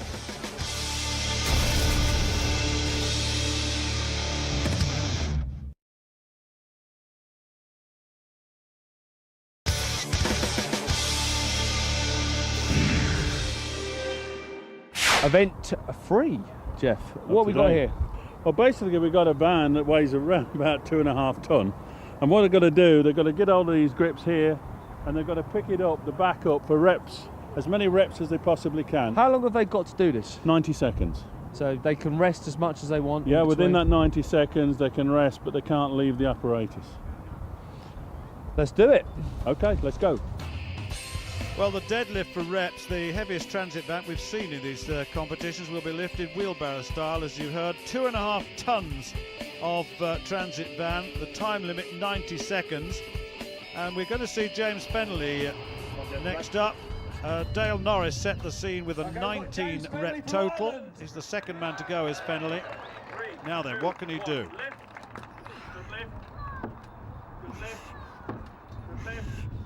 You can hear the legs being straightened, the back has got to straighten all the time.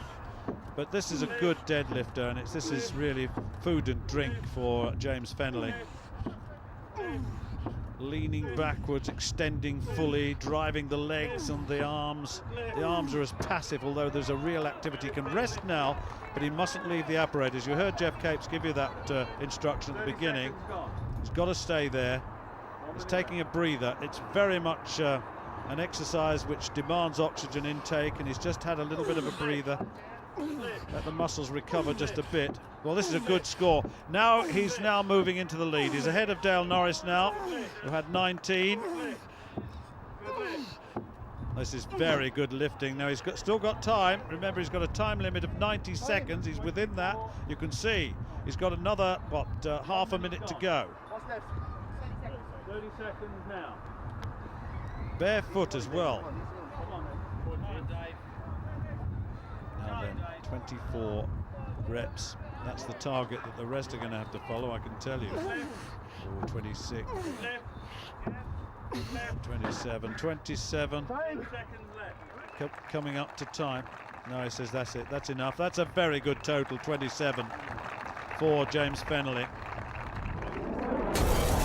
Wow, James, 27 repetitions. That's truly phenomenal. Were you confident going into that one? Sure. It's heavy enough, but technique and good stance and a good deadlift anyway. So, well, at times. You proved that in the qualifiers. Your deadlift was. Yeah, it's a good event for me. So, I was confident enough. But as you would be, I was nervous going into something, but it worked out. Thank God. Dave Mere next up. Dean Slater has 25. James Fennelly 27 so far. What can he do? No lift on the second one. He had to do 3 for 2 there. Now it's going well. Yes. He's got 27 to beat James Fennelly.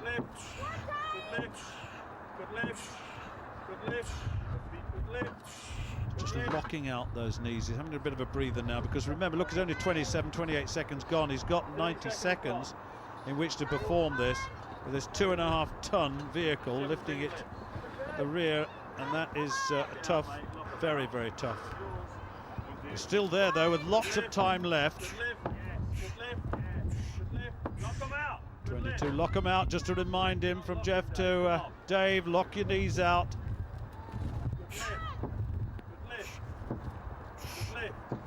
Oh, he's too short of Fennelly at the moment, but he's equal Dean Slater's 25. Now he's still got time.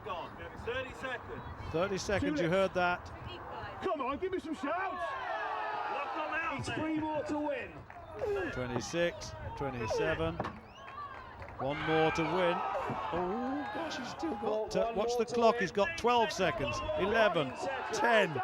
He's got to get one more to win this, or to at least go into the lead, not to win it necessarily. Yes, he's got it.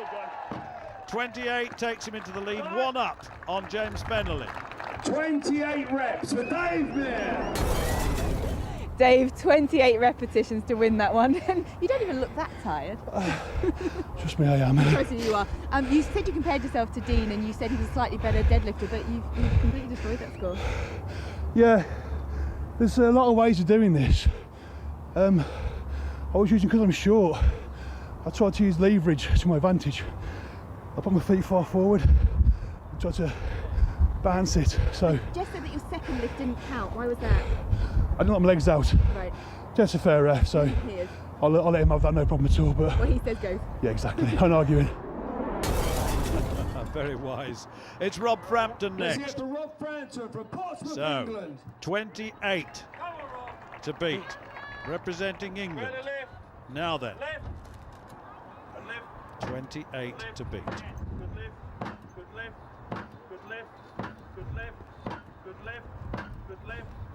He's got a good rhythm going here, hasn't he? Full extension of those knees. Lovely locking out of the knees. Soon have to break. I was going to say soon have to break. That was very quickly done, but he's only done 24 seconds or thereabouts. 17 in one go. Impressive. So here we go again on the second phase. A little bit of recovery achieved. Another little rest. He's got lots of time left with 90 seconds. 40 seconds to go. Good lift. Here we go. 25, 28 to beat. Still plenty of time. 26 reps so far. 30 seconds left. It's very, very tough activity this. He's really got to think about this now. He's got less than 30 seconds. That's 27. 28. He's tying with the lead. 29. He's in the lead. 15 seconds. Good lift. Well, that's it. 30. Good enough to be the leader with only Glenn Ross to come. 30. That's the lead, and he's injured, I think. 30 reps, phenomenal. Yep. You said your legs have gone just completely exhausted? Yeah, just full up. Yeah. What advantage was it going sort of pretty much last to Glenn in judging the others and those fantastic? You got more of a figure to aim for. Yeah. Like I said before, I was all strong enough, but it was my fitness that let me down. This year, hopefully, my fitness should be right. Your fitness is very good. Just the one question, why are you wearing the gum shield? What's that for? Aids my breathing, Okay. and I've cracked a couple of teeth in the past, so I'm running out of teeth. Well, Glenn Ross then is the final competitor to go, and that's a tough target. Rob Frampton's 30. Now then, what can the big man do? This is an activity he should succeed in. And he does tend to go very, very quickly early on in these exercises, and then find that there's a little bit of oxygen debt to pay. Perhaps if he's steadied down just a little bit. He's got to breathe as well. Not a lot of breathing going on. Needs to. 16 in one spell. Only 20 seconds gone. So the big fella. 25 seconds gone. 16. He's got another 14 to tie. Plenty of time. Good lift. Good lift. Good lift. Come on. Good lift. Good lift. Come on. Good lift. Good lift. Come on. Come on, he's got to go. That's another one. He's looking very, very tired now. Coming up to the 1 minute on the clock. And he's still 6 short of the Rob Frampton total of 30. 30 seconds. Good lift. Good lift. Good lift. Come on. Good lift. He's closing in. Got less than 15 seconds now, and he's got one to tie the lead. 30, he's tied it. He's got it. 31. He's in the lead with just 3 seconds left. He's got it. He's got it just on 90. 32, and he wins another one. Glen Ross then, 32 lifts. 32 reps for Glen the Daddy Ross. 32 reps. Awesome. I am the Daddy.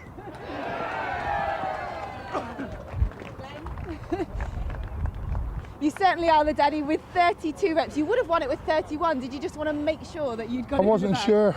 Yeah, so sensible thing to do. Now you've shed some weight from last year. Do you think that's helped with your fitness events? Oh, well, I died. How much have you lost? 6.5 stone. 6.5 stone, fantastic. I was in a very dark place, and my health has gone through the roof. And you know, you knew you had to lose a bit of weight, and you lost your title last year. Did that motivate you even more to maybe get a little bit more on the fitness side and lose the weight? just every real champion has to lose to win it again, you know, and that's what it's all about. Well, remember, he's trying to regain the title he lost last year with those 32 rep performance. That's looking good. Frampton 30, Mere 28, Fennelly 27, and the rest for you to see from 25 down to 15. Well, there it is with 2 events to go in this final. Glen Ross a 4-point buffer, 22 points over Rob Frampton on 18, James Fennelly on 15, Dean Slater 14, so is Dave Mere on 14, Gardner, Norris and Carter in 6th, 7th and 8th. Well, we're here with the penultimate event. It's a little bit confusing. I don't quite understand it. It's not quite just a truck pull. It's a bit of a difference. What's going on? No, I think it's, you know, obviously a truck pull is enough on its own, as far as I was concerned. But what we're going to do is put 2 gas cylinders here. They've got to straddle the gas cylinders, pick him up on the middle. Okay, and they've got a duck waddle, if you like. Be a duck waddle down there, put past the line, run over to the truck, right, get hold of the handles of the truck and pull the truck backwards all the way 20 metres until the truck number plate passes a line. And time limit? Time limit 90 seconds. Wow. So you've got to do this pretty fast then? Absolutely. Not just strong, fit as well? No, real men first. Do you reckon you could still do this now? Probably at the right price, yes. What's the right price? I'm not telling you, fine. Well, the task ahead is to get that 200 kilogram weight over a 15-metre course, then turn round and drag a 40-foot lorry and cab back over that same 15-metre course. Well, Dale Norris and Dean Slater were the first pair away. Slater got injured and Norris moved the truck just a little bit. That big lorry would just not move. As far as Fennelly and Mere were concerned, well, they both did well on the earlier part, but they couldn't move the truck. Then Ross and Rob Frampton, well, Ross certainly did, moving a little bit, but this fella, Gary Gardner, won by a big margin. He almost moved it the full 15 metres. Gary, initially you weren't sure if that would necessarily be good enough, but you won that event. You must be pleased now. Quite shocked really, because I'm not the heaviest guy here and it's usually a bodyweight thing. Yeah. But I just need to know what to do in the last event, coming top 3 now. Well, let's clear up this event first. Gary Gardner, look, 11.6 metres. Glen Ross, just 5.66 metres. Rob Frampton, almost a metre, or half a metre. Dale Norris, almost half a metre. James Fennelly, just under 0.3. So with one event to go, Glen Ross has a 5-point buffer over Rob Frampton, and only Frampton can beat Ross with one event to go. Fennelly and Gardner battling out for 3rd place.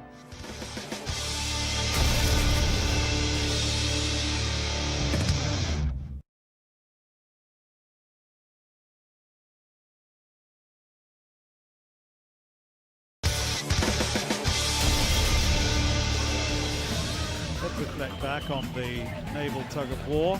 Glen Ross, Paul Carter and Rob Frampton were the winners of the 3 heats, with Owen Lewis going through as the best loser. Glen Ross and Paul Carter fought out one of the semi-finals, with Paul Carter prevailing, and at the end of the day Ross beat Lewis to take 3rd place. Then it was down to the final between Rob Frampton and Paul Carter, but Carter once again proved too tough. So here we are, event 3, round 2, with the giant golden egg. What does this event entail, Jeff? Basically what they've got to do, they've got to address the egg, which is a nice and golden round shape. They've got to pick it up, from the floor and place it into the egg cup. The actual egg, it weighs 150 kilos. Right. Is it like a clean then? You've got to get it. Well, they've got to pick it up in one position, move towards the egg cup and put it in. Simple. That's correct. And then what happens? The egg gets pushed back out and the next lifter comes in. And then, after each round, the egg cup gets higher. Right. So it gets elevated 3.5 inches, then 4 inches and 4 inches. So like other events, it favoured shorter guys, taller guys? Absolutely, but the shorter guy might be stronger than the taller guy. Right. And he might be able to get it up quicker and push it and press it. The tall guy might not be able to do that. Yeah. In your day, did you have this? No, we didn't have anything like that, but I think that is Glenn Ross waiting for his breakfast. Well, without any further ado, let's get cracking. Okay, fine, let's get on. Well, certainly looking at the rules, 145 kilograms of egg lifted into giant egg cup. Then, of course, it will be higher and higher and higher. And let's see how far along the line that they can get. Well, we're going to join Dean Slater now. He's already lifted 3 of the eggs. We're now looking at the 4th and see how far he can go. It does increase in height each time he goes to a platform. That's the 4th. So he's doing well so far.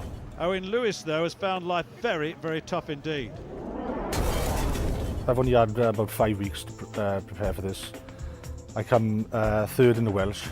The boy who comes 2nd was unable to make it this year. So I got the call up to come and take his place. So I haven't really had the best preparation. But hopefully go well on the day. Well, he's been successful with 3. This is his 4th attempt, and it's going to be a difficult one, I fancy. Without all the preparation you've heard him describe, this is going to be very, very difficult. He is the lightest of the men at only 17 stone, so he fails out. He's still got a time limit allowable for this, of course. So 60 seconds allowed. Tacky's allowed, that's on the hands, just to make sure that there's a reasonable contact with the egg. Now, can he get it? Oh, that's so close, so close. Still got some time left. Coming close to the end of his 60 seconds, though. This is his last chance, really, I think. That is within 3 or 4 inches of success, but no, it's gone. It's gone.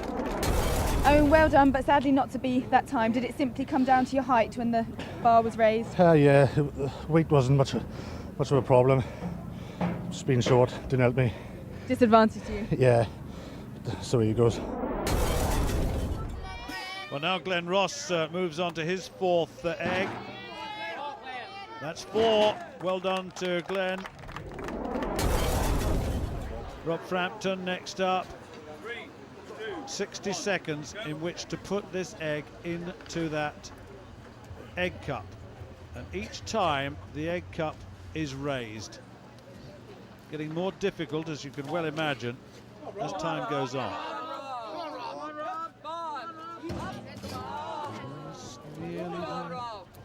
That encouragement being shouted from the side, very close encounter of the public. That's very good. That's 4 for Rob.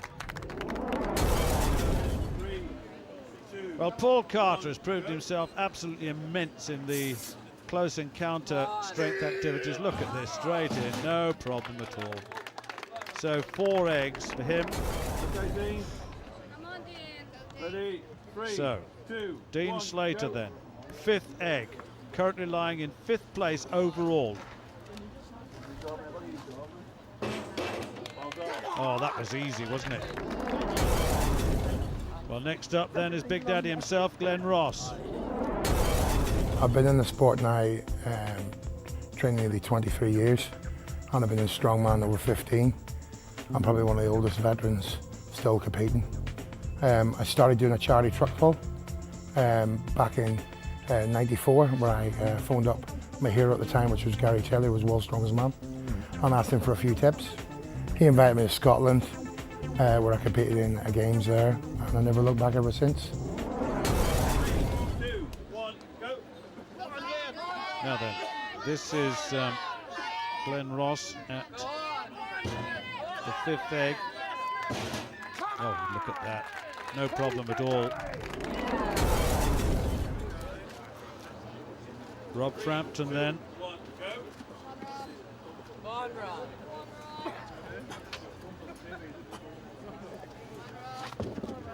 It's actually getting the thing off the floor that is difficult.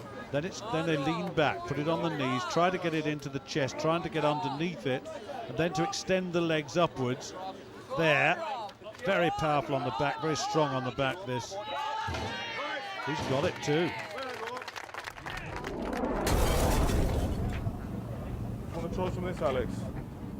What the hell is all that? Are you just happy to see me? Yeah. It's tacky. It's like pine resin, tree resin. Very gooey. Oh, you probably do your legs with it.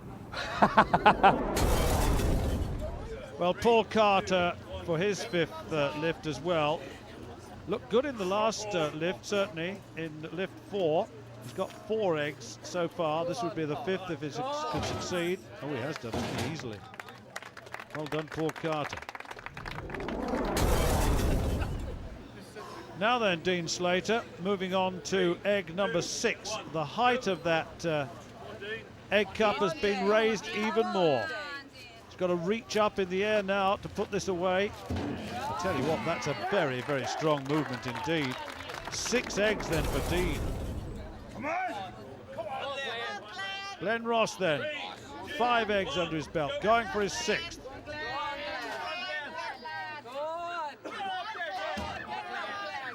Got to get underneath it again. Look at that, he's holding it on his chest. That was good tactically. Technique was excellent there. Rob Frampton, his 6th lift as well. Now then, 5 eggs in the basket already. Just look at the technique. Sits down, loses body weight back, so that he brings the centre of gravity nearer to the centre of the whole structure. Then that rotation onto the chest and then push it, and that's a very good lift as well. Rob Frampton looking good. Well, this event utilises Paul Carter's many strengths, I can tell you. Squats, deadlifts, powerlift, like the powerlifting movements. Cardio as well, because being big, you have to know heart and lungs, which is important as well. As long as I keep my cardio up, I feel fine. Well, let's see then. This is a 6th attempt. He's got 5. Needs to join Rob Frampton, Glenn Ross and Dean Slater, but can't do it on this occasion. Paul, you seem to have had enough then, but you had more seconds on the clock to have another try? No, had enough. Very sore on my legs and back now. Yeah. So you'd rather save the energy? But you're a tall guy and it becomes quite a pressing event toward the end. Did you not feel confident? No. My back's really pumped at the moment and my legs are really hurting. But I'm happy with it so far.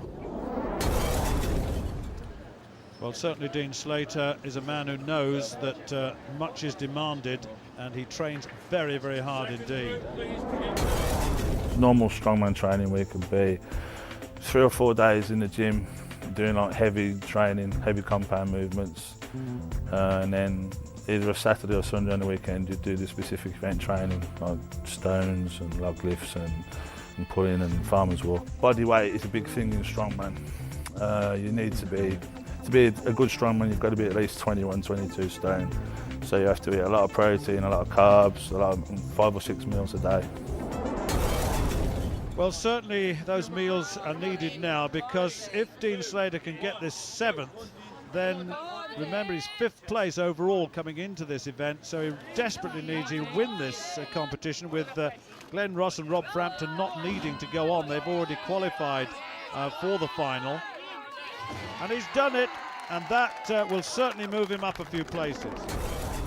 Dean, that was an impressive win and you looked strong throughout. Thank you. Confident? Not before we started doing the event now, because it's an awkward shaped stone and we weren't sure how it'd feel, and because of the weight and because it's rising. So it's not something you can really practice, but I'm glad it went well. Good. How different is it from the Atlas stones, which are obviously circular in shape, in terms of getting the weight up and above your head? The balance is different, and if you don't lift it right, it'll roll, and you have to keep picking it up again, and that'll take it out of you. So you want to try and get the feel for it, and then just do your best. Well, there's confirmation of the 7 lifts by Dean Slater. Glenn Ross 6, Rob Frampton 6, Paul Carter 5, Owen Lewis 3, and Ken Nowitzki 1 lift only. Well, there's the overall situation now. Glenn Ross, 42.5, is the leader overall with 1 event to go. Rob Frampton, 38, Paul Carter, 33. Dean Slater, 29.5, moves from 5th to 4th. He's got to stay ahead of Ken Nowitzki in order to avoid the bottom 2. But Big Daddy going well at the moment. And so is Rob Frampton. Paul Carter was in dominant form in the pull, and of course Dean Slater made it possible to get into the final with that. And there's a young man who's in a little bit of difficulty here, Ken Nowitzki. The next event is the car lift, it's the deadlift hold. You've got to keep that car in the air just like that.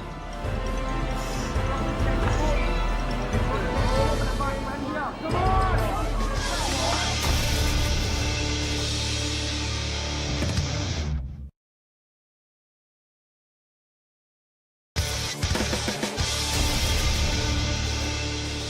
There's just one more event to go before we find out who will be crowned the champion.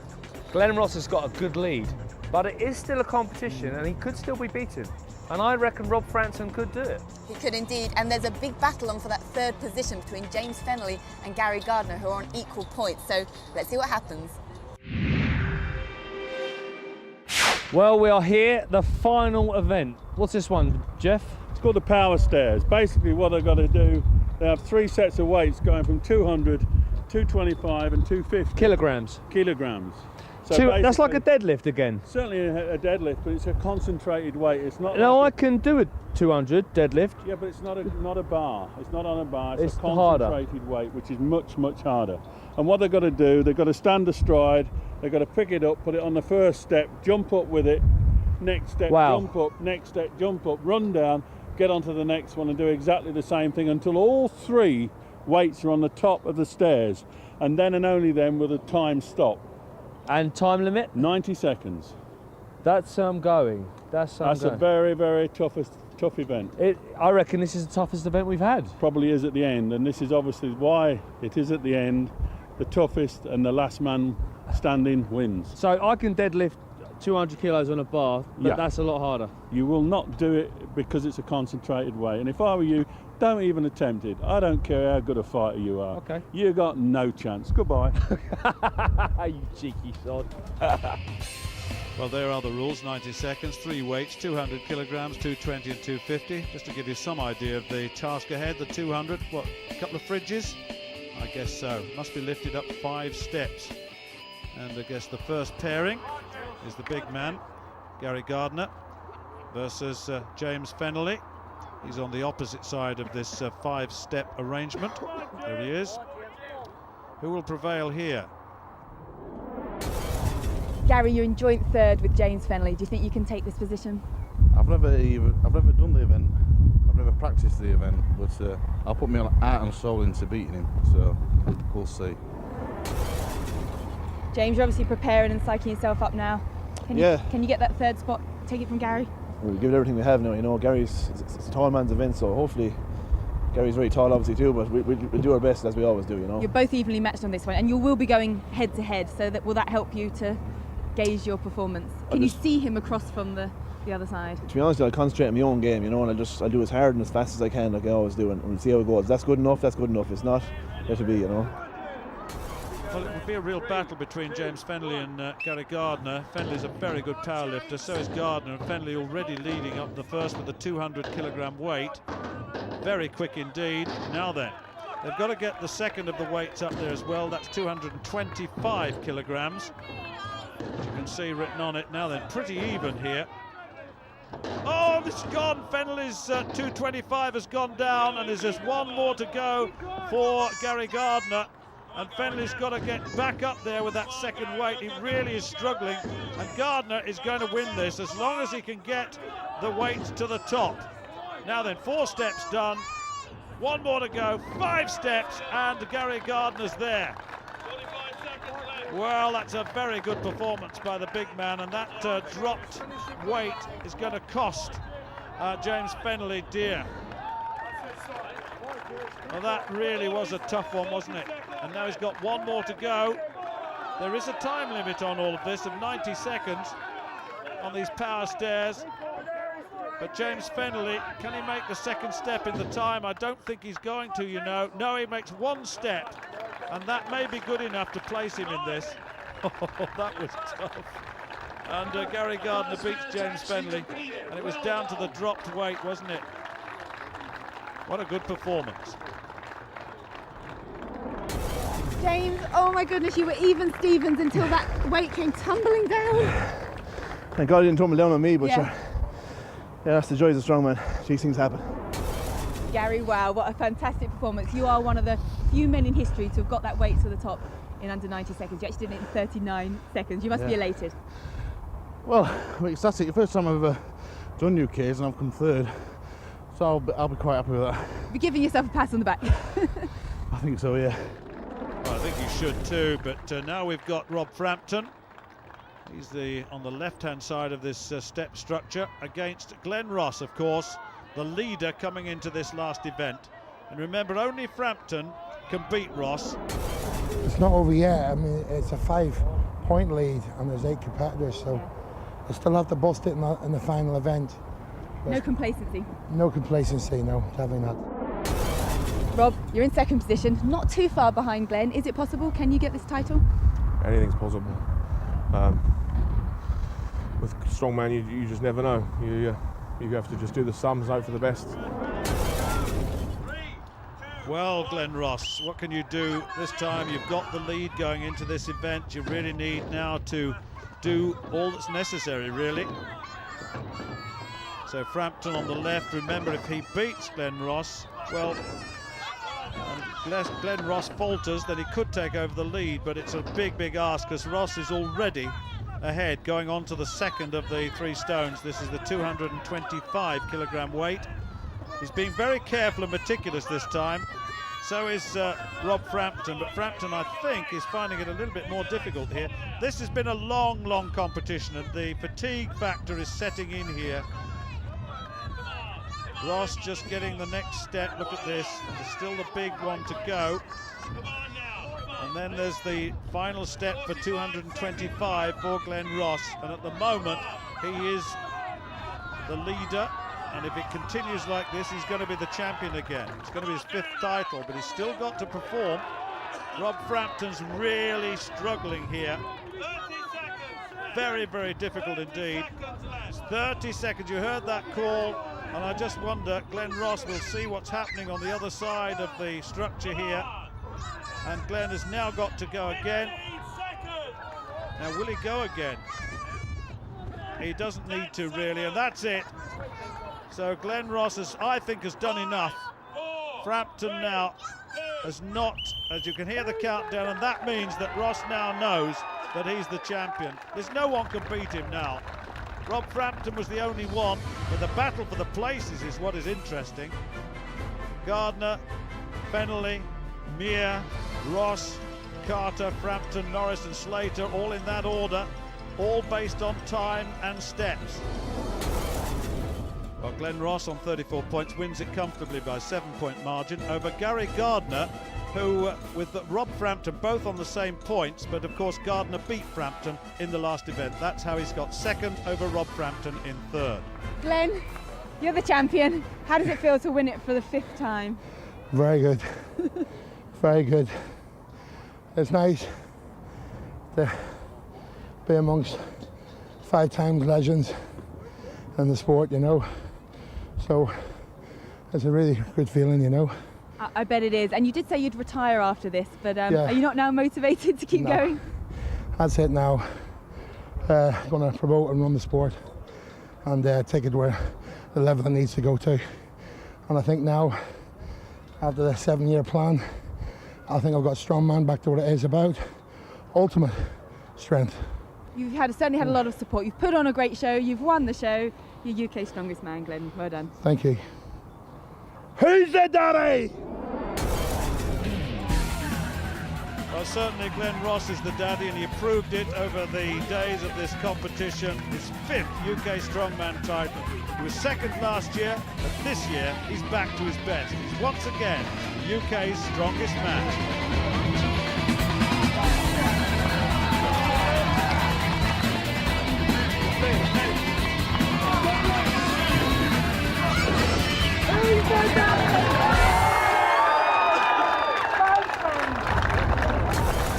Come on! Who's the daddy? It's been a great day of competition and so close right up to that final event. I bet Glenn's pretty happy to regain his title.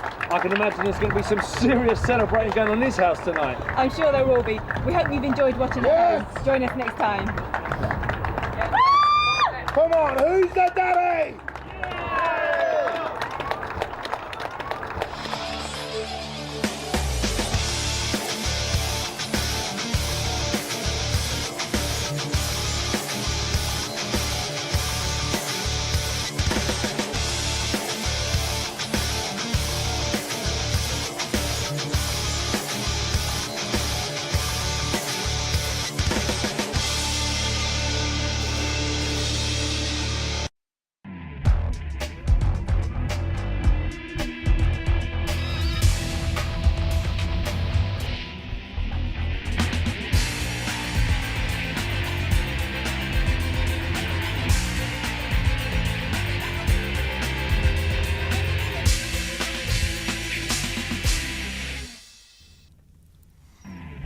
Hello and welcome to Belfast in Northern Ireland for this year's edition of the UK's Strongest Man. It's the 3rd time the event's been held here, a city where the giant twin cranes of Samson and Goliath are potent symbols of strength to inspire our competitors to push and lift and pull as never before. This is the ultimate test of strength. 13 very different events held over 3 days test all the different muscle groups to find out who really is the strongest. Our 16 finalists start off in 2 groups of 8, with 2 being eliminated from each group at the end of days 1 and 2. These 16 have already won their way through regional qualifying events in Wales, Scotland, Ireland and the English regions.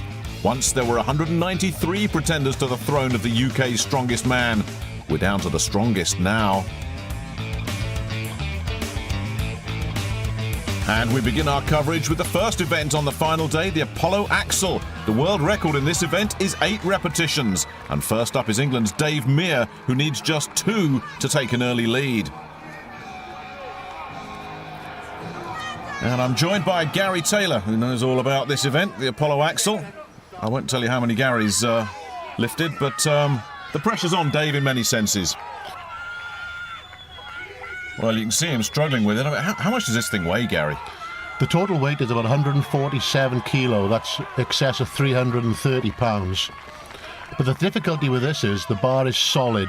It doesn't revolve like a normal weightlifting bar, so it makes it twice as difficult. So you can't cheat it, in other words. It really is a test of strength, isn't it? This is the ultimate power event. Well, he's certainly getting terrific support. He needs 2, remember, to take that early lead. 1 was a struggle. Can he get to 2? Oh! Is he going to make 2? A second effort, and he gets it. But I wonder how much more he's got in the tank. That second lift looked to take an awful lot out of him. Yeah, this is a very, very hard event. They hold it on the chest to start off with, and it takes away the breath. So they've got to get it as high as they can in the first pull. But I think Dave will get this 3rd one. Come on, Dave. He has 2. How much more can he do? How much can he put into yet another lift? Tremendous support from this crowd in Belfast. He's wobbling, he's rocking. Can he get that 3rd? He's got it! Yes, that's 3. Now, is there any more in the tank? He's looking exhausted. And he gives it up at 3. He put everything into getting that 3rd lift. But there was nothing left, and that's how you want to walk away from that event, I guess. Nothing in the tank. He just put everything into this one. Yes, I think he's trying to prove how strong his shoulders are, and he's definitely walked away with a total that everyone's got to beat. Yes, tremendous effort. So here comes England's strongest man, Jimmy Marcoux. He needs 4.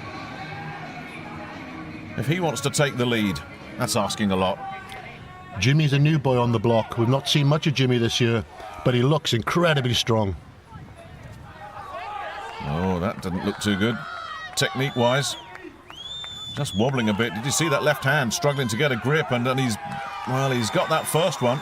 So give him some credit. I thought when he just lifted that bar up, he'd got his technique all wrong. It wasn't the most convincing lift, but they don't give you points for artistic impression. It's just, can you lift that thing? The thing about Jimmy is he's very dynamic. He's lifting it to his chest in one motion. Oh, he's all over the place again, but he's just got it together. And there's the second lift. Right, 2 more, and you're in the lead, Jimmy. Sounds easy, doesn't it? Certainly does, but it's certainly difficult with that bar. So 2 down for Jimmy. And he's just asking the referee how he's doing for time. Dave Meir got 3. Oh, no, he's in real trouble. He's in real trouble. He's going to do well to get that control of that bar from there. Well, he's got the right... Oh, that's fantastic effort from Jimmy. I thought he'd lost it completely, but can he get the lift? It's not looking good. The distress flares are going up from Jimmy Marcoux, and no. Well, he lost that third effort really right at the start, and how he managed to get a grip on the bar in the first place, I'll never know. As you can see, he's very dynamic. He lifts that bar in one motion to the chest, sets his hands. He's an awesome athlete. And excellent shoulder strength. So in comes the hometown favourite, Glenn Ross, Ireland's strongest man, the winner of this event a couple of years ago. Well, he needs 4. The world record is 8. It would be no surprise to see this fella really go after this event. And he's up and running. Well, let's see if he can make a fast start. Well, he too has that interesting technique, but look at that. There was no balancing that axle, was there? Once he'd got it up onto his shoulders, it was just a straight lift. So it's all technique for Glenn Ross. If he can get it to that point, he will fancy getting the lift. And again, he's made it look easy. 2 down. Interested to see how he's using his left arm here, Gary. Yeah, Glenn has perfected a technique all of his own. He's immensely powerful in the shoulders, you can see. So he's just trying to get it in the crook of the arm to raise it up to the chest level. It looks all wrong, but it clearly works. It certainly does, yes. It's a very powerful arm to do that. But once he gets it on his shoulders, he'll press anything, this man. Well, there's the 4 that gives him the win. And you can see how much he's putting into it. Yeah, Glenn is the world record holder in this event. I'm convinced he could go all the way. Depends how fit he is. Well, he's starting to slow a little bit here, a little bit of blood seeping from the nose. That's a blood vessel going there. Just shows you how much he's putting into it. 5, and 5 will do, says Glenn Ross.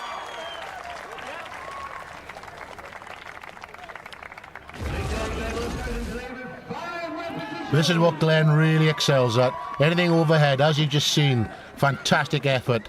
5 repetitions, making the bar look easy, but it's not.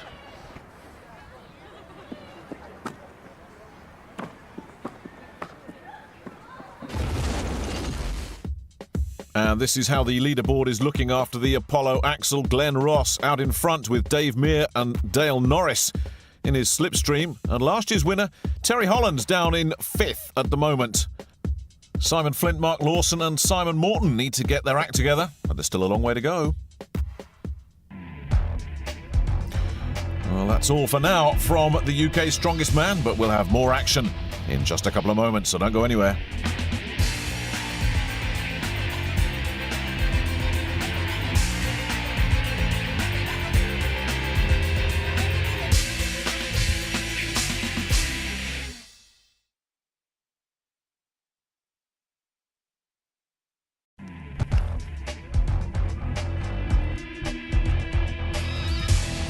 Welcome back to Belfast with the strongest men in the UK.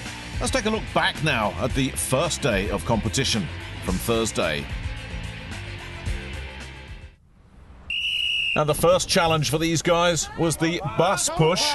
What's the technique here, Gary? Slightly different from normal. Instead of pulling the bus, they're going to push the bus. They've got to keep low and drive hard. Well, Ireland's Pat McNamara managed to get a time, but he was in some distress at the finish. As you can see, some damage to his right leg, and that would be it for Pat. He would have to pull out of the competition. Great shame for the big fella.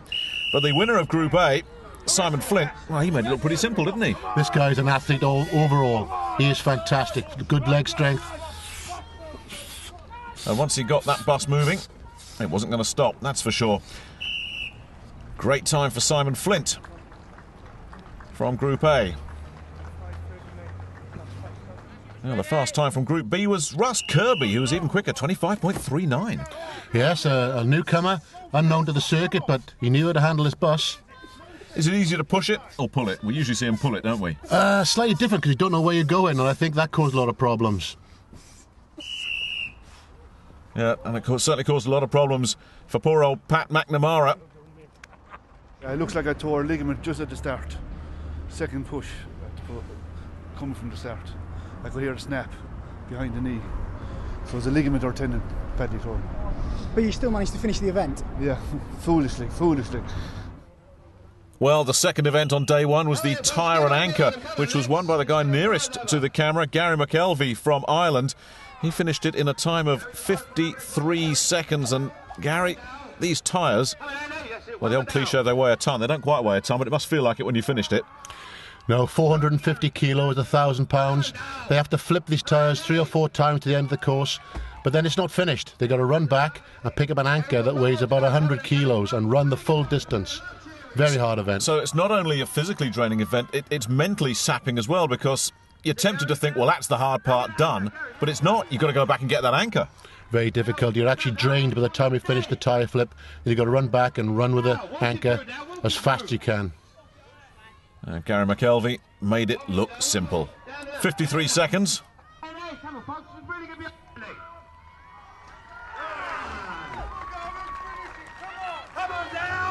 The Grim Reaper was disqualified. His scythe was too light. And over in the log lift, Dale Norris, Wales's strongest man, won his group with a lift of 145 kilos. This is all about power and technique. Dale made it look easy in his group. And then Glenn Ross in his group also stepped up, and he would lift 125 kilos. Very much a technique event. Yeah, the boys with the big chests are the ones that lift the logs. As you can see, they get on the chest and then it's pressed to arm's length.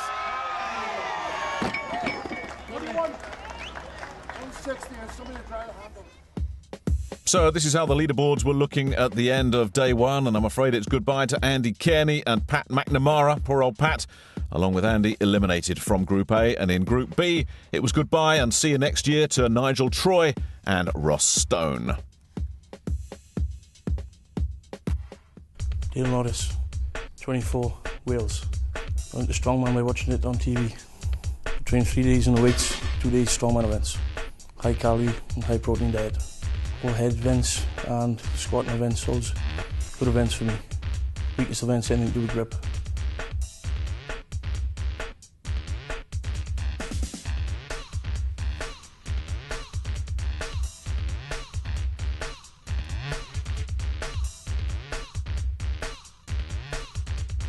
Well, back now to the action on the final day and the Hercules hold. It'll break your heart and it'll tear your arms out of your sockets. First up, Terry Hollands, last year's strongest man. This is mind over matter, isn't it? This is just hold and weight. The weight is on the arms and it starts to tear you apart, but you just got to hold it as long as they can. Yep, it sounds simple. Look at that technique. Very wide stance as he tries to really fight those cars. And the inertia, the momentum, just literally pulling those arms out of his sockets. What's a good time for this event? Anything around about 30 to 40 seconds would be set the standard. So Terry will not be overly impressed with this. 28.39. It's a good time, not a great time.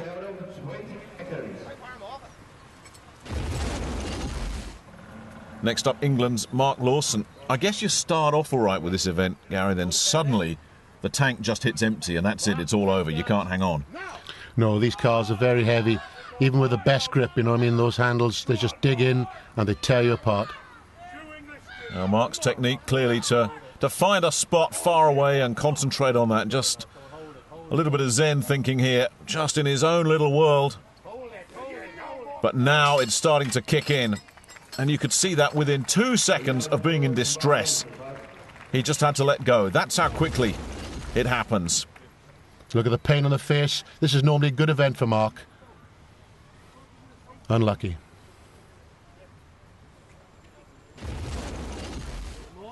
So, disappointment for Mark Lawson. Next up, another Englishman, Dave Meir.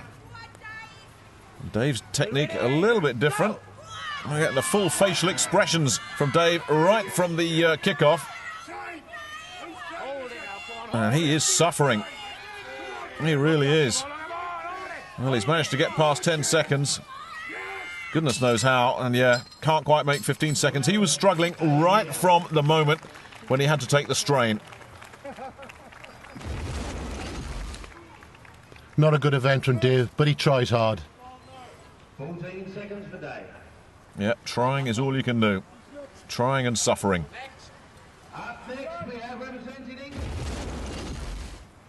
England's strongest man, Jimmy Marcoux, the newcomer.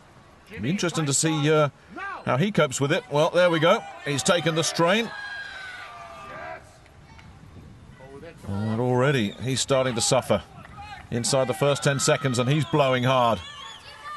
And meanwhile, those cars continue to twist and pull at the sinews, and he's in trouble. 19.12. These fellas are finding this hard work, aren't they? This is a hard one. Jimmy is a very good competitor, but he's even finding this very, very difficult, as you can see. Well, how will the big man cope with the Hercules hold? Glenn Ross. Yep, he tells the referee he's ready. Well, in the past, Glenn has done very well at this event. He's looking composed through the first 10 seconds.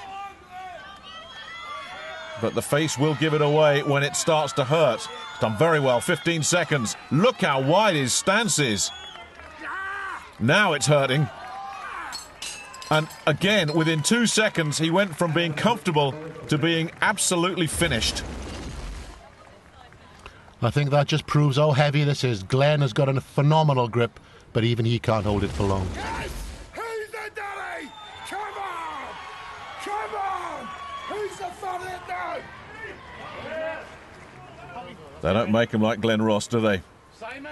Here's Simon Morton of England. Let's see how he can shape up. First 3 seconds and it's hurting for Simon. This is hard work, dig in. But no, you just had a bad feeling for Simon as soon as he took the strain, he was in trouble. Simon just got it all wrong. The shoulders are out of position, everything. Not a good one for Simon. And he knew it, didn't he? Right from the start. Dale Norris, the Welshman. Anything with a grip he struggles with. You heard him say that. Well, how about this for a grip event? No. He knows his own strengths and his weaknesses, this fella, and that was never going to be one of Dale's great events. He walks away disgusted. Once again, not a good event for Dale. 7 seconds knocks him right back down to the leaderboard. And the last man in this event. So, Simon Flint. Let's see what he can do. These arms are not made to be doing this. How's he doing? He's going to get to 10 seconds and looks okay. Well, this is a good effort from Simon Flint. Look at that, zeroed in. Just in his own world, hitting 20 and looking comfortable. Yep, he's okay at 25. This is a great performance from Simon Flint. At 25, he was okay, though. He couldn't make 28, but he'll be happy with that. A good time.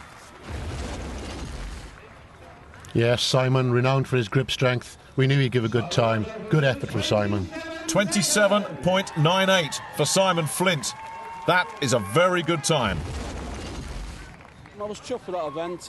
With going last, I could see what time I wanted to beat, and Gary called the seconds out for me.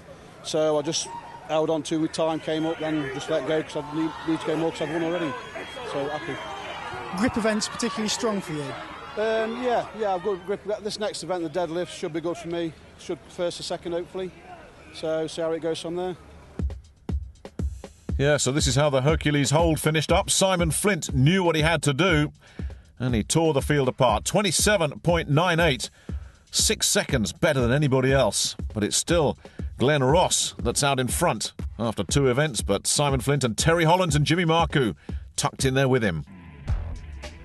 Well, the competitors need a break, so we're going to give them one, but only a short one. Back with more from Belfast in just a couple of moments.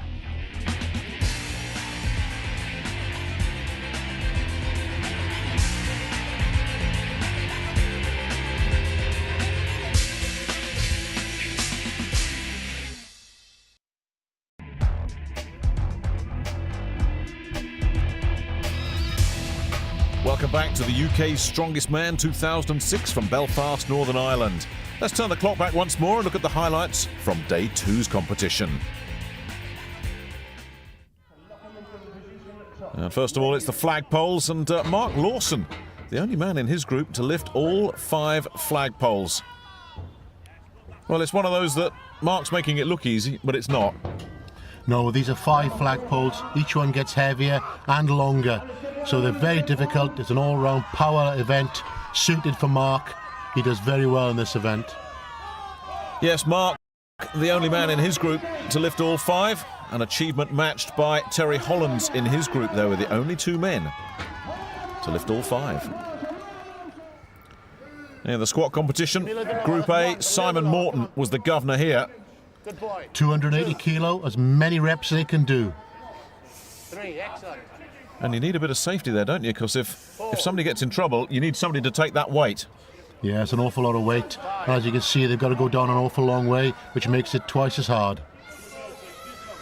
6, come on. And again, it's all-round strength, isn't it? I mean, you got to have some quads to succeed in that event. Yeah, 280 kilo is in excess of 600 pounds. You're looking at a quarter of a ton for as many reps you can do. 8 for Simon Morton.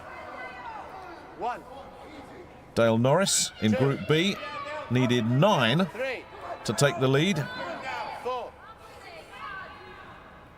We know he doesn't like the grip events, making this one look easy. 6. Dale is built for squatting. He's a big squatter, big legs, and he does extremely well in all these kind of competitions.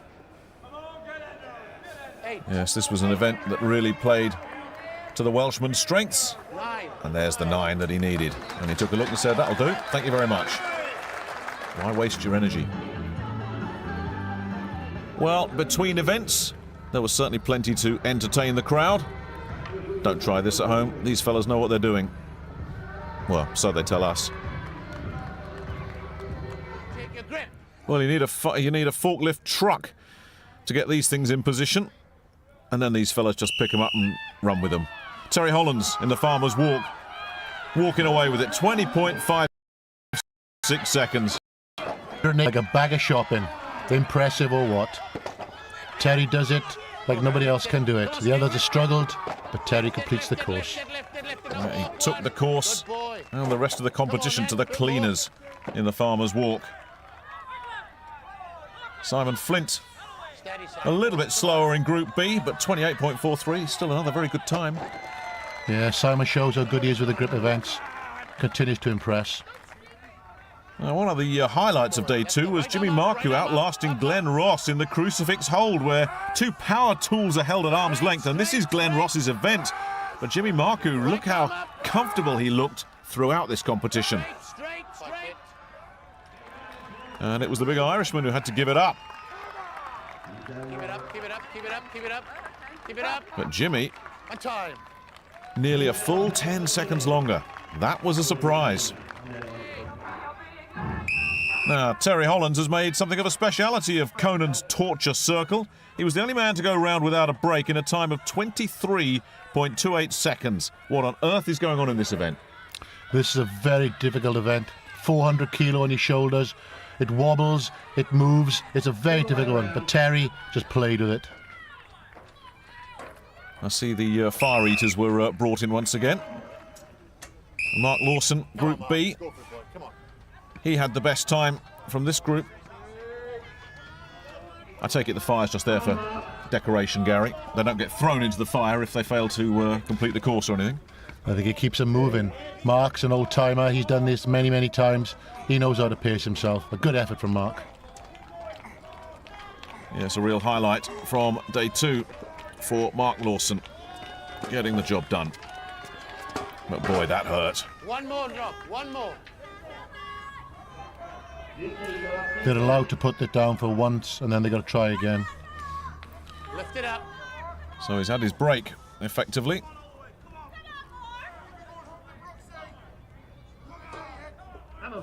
It's amazing that these fellas can just rekindle their momentum after a stop like that.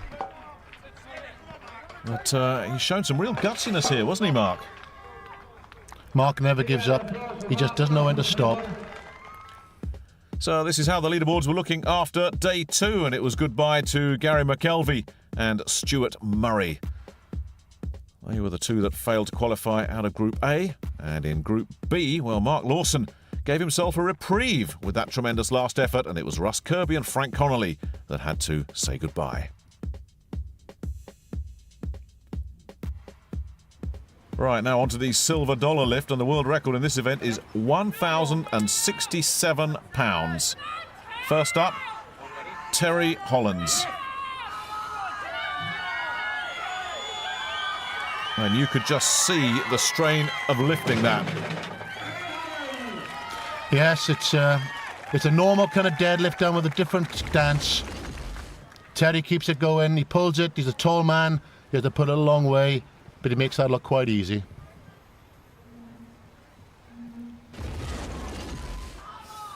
So next up, Dale Norris, a 400 kilogram effort from the big Welshman. Are you ready?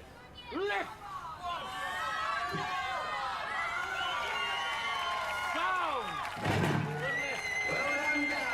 Yep, not bad for a guy who says he can't grip. No, well within his kind of region that. Dale's a big deadlifter, he's built for it. Huge weight, 400 kilo easy. Yes, Dale looks very good. I think he can go a long, long way. I would even tip him to win this event. Well, the Welshman into the lead. But Glenn Ross is up next, attempting 4:30 to put himself into the lead. So I guess the additional weight is getting thrown into those silver boxes, basically. Yes, the bar itself weighs around about 300 kilo, and then we keep adding the weight into those big silver boxes at the end of the bar. 430 kilo, now in excess of 950 pounds. Huge weights. A huge weight, a huge challenge, but a huge man attempting that challenge. Glenn Ross looking around as if to say, is that it? And you just knew we were going to get a Who's Your Daddy. After this, he made this look simple. Oh, he's the king of this event. 430 kilo, like picking up a bag of shopping. Excellent stuff.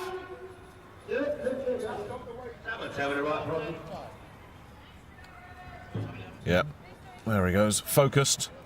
See you later. And he's looking around as if to say, come on, make it tough. Yes, that was a popular result in Belfast, wasn't it?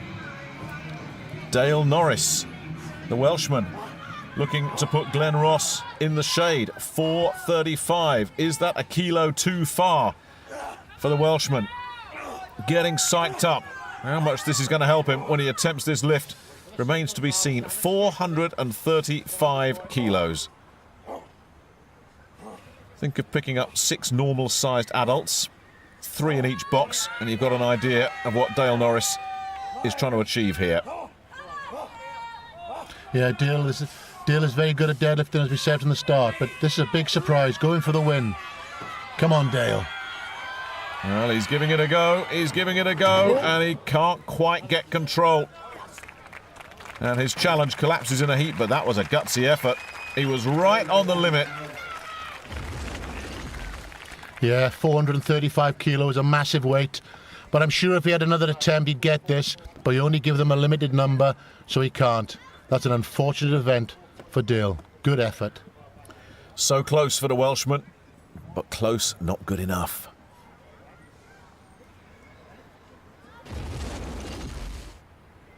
Terry Hollands back for more, going for 440. And Terry's taken one look at that and said, you know what, I think I'll leave that where it is. And that might have been a very smart move by Terry Hollands. Yeah, Terry playing the joker card there. He's let everybody else have a go. He knows what he's got to do. He's not going to give it everything. I did very well in the silver dollar. It suits me because I'm short, I have a strong back. I was very unlucky at the end due to the balance. Can you talk me through some of the tactics involved? Because that's quite important, isn't it? I was hoping to beat Glenn. I knew Glenn was one of the strongest on this event. So by taking less lifts earlier on, if Glenn had missed it, I'd have won it anyway. So I had to go for the big lift. So I was unlucky. Can you tell me a little bit about how it works technically? Because how important it is using the straps? Without straps, you won't move that type of weight. Your hands aren't capable of holding that type of weight. And doing it in bare feet, is that important? It gives an extra inch, so you lower it to the floor, you get a bit more pull. Yeah, you and some of the blokes seem to be using smelling salts a lot. What does that do for you? Just clears your head and gets you mentally focused to the event. Well, the smelling salts were certainly working for Glenn Ross there. 430 kilograms on the silver dollar lift. Good effort, though, from Dale Norris in second place. But overall, it's the big Irishman opening up a gap between himself and the rest of the field.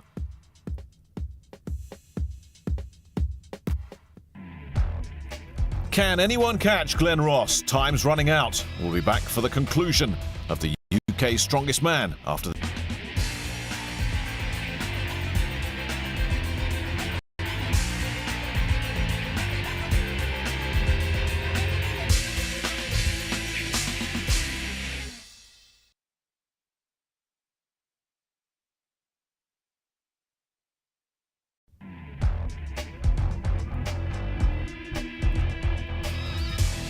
Welcome back to Belfast with the final 8 in this year's UK's Strongest Man competition.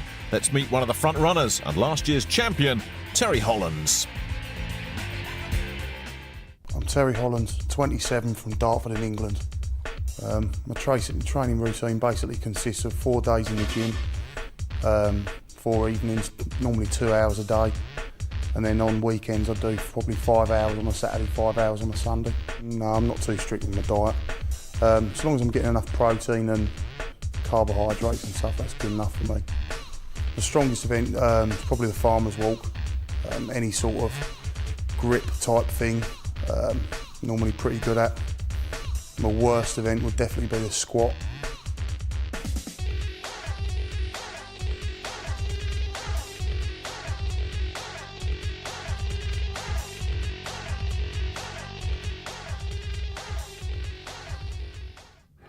And so to the back-to-back tug-of-war in the final between the 2004 UK champion and the 2005 champion. It's Terry Hollands versus Glenn Ross. Sometimes it's man against weights. This time, it's mano a mano. This one makes the event an excellent event. 2 men, 2 big men going for the win to try and pull each other over the line. Yep, you're not trying to pull a tractor, lift anything, carry anything, drag anything. You're just trying to beat your opponent in the back-to-back tug-of-war. And there is no movement there whatsoever at the moment. No, Glenn is just doing what he does best, just hanging on there, using his body weight. You can see he's inching and inching, just a little bit by bit. I'm surprised Glenn's not moving his feet at all. He's just hanging there, as you say, trying to break Terry's resolve. I thought you'd try and move your feet just to edge it a little bit.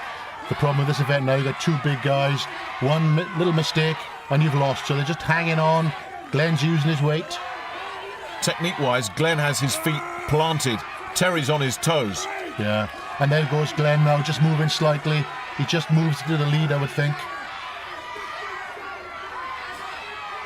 Well, again, you can see the angle now then. Terry trying to make a move there. And Glenn just leaning and leaning. Yeah, they're coming to the end now of their endurance. You can see them struggling. Well, a great competition. Glenn just got it, I think, by a whisker. Using that excess body weight, it overcame Terry. It's interesting technique from Glenn there, wasn't there? He wasn't trying to blow Terry away. He just hung there as if to say to Terry White, you give it your best shot and see if you can move me. And basically, Hollands couldn't. Little shake of the head there as if to say, yeah, there you go, couldn't move him. Simple technique from Glenn Ross. It must have been close. Good on, Glenn. Never moved. I thought it was a draw myself. Because I didn't move a step and you didn't. I'd have classed that as a draw. Terry, he didn't beat you. Simple as that. Don't matter. Doesn't matter. Well done, mate. Well, both fellas seem to think it was a draw, but Glenn Ross has been given the win.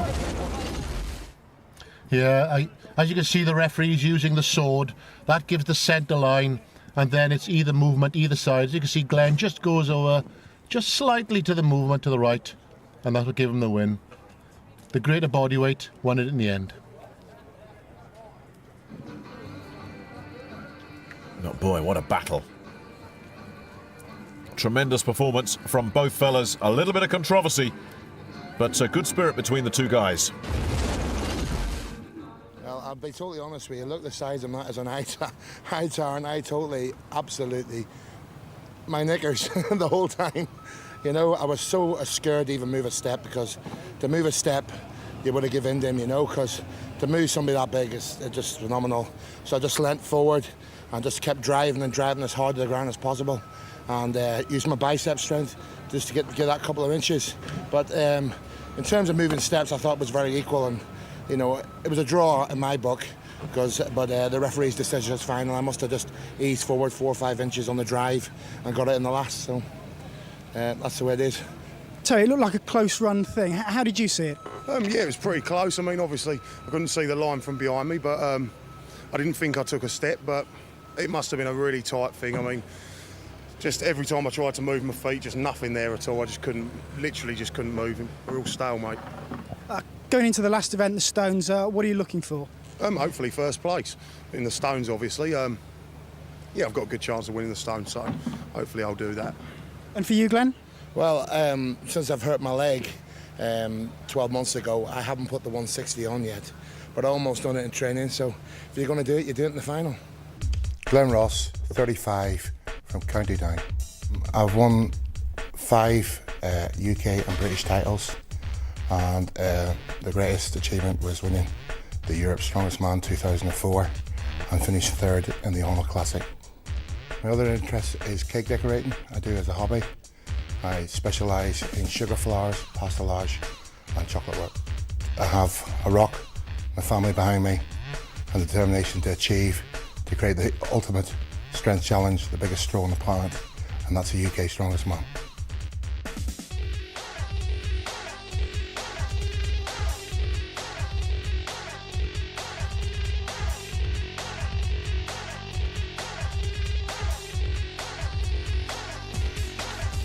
And so to the event that really defines strongman, the Atlas Stones. 5 barrels, 5 stones. They get heavier the further up those barrels that you go. And first up, Dave Meir and Simon Flint. It's a race against the clock. It's a race against your opponent. And it's the fastest time to put those 5 stones on those barrels. And it's another heartbreaking event, Gary, because it starts off okay. You think, yeah, I can do this. And then you go to the next stone and it's, hang on, that's a bit heavy. Yeah, these stones get heavier each and every time. But not just that, the lads have been competing now for 3 days. They're all worn out, they're tired.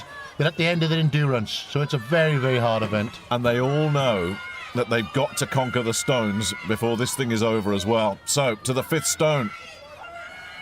Can one of these two fellas complete the course? This is the bit that really hurts. You've seen strongman events won and lost on this 5th stone.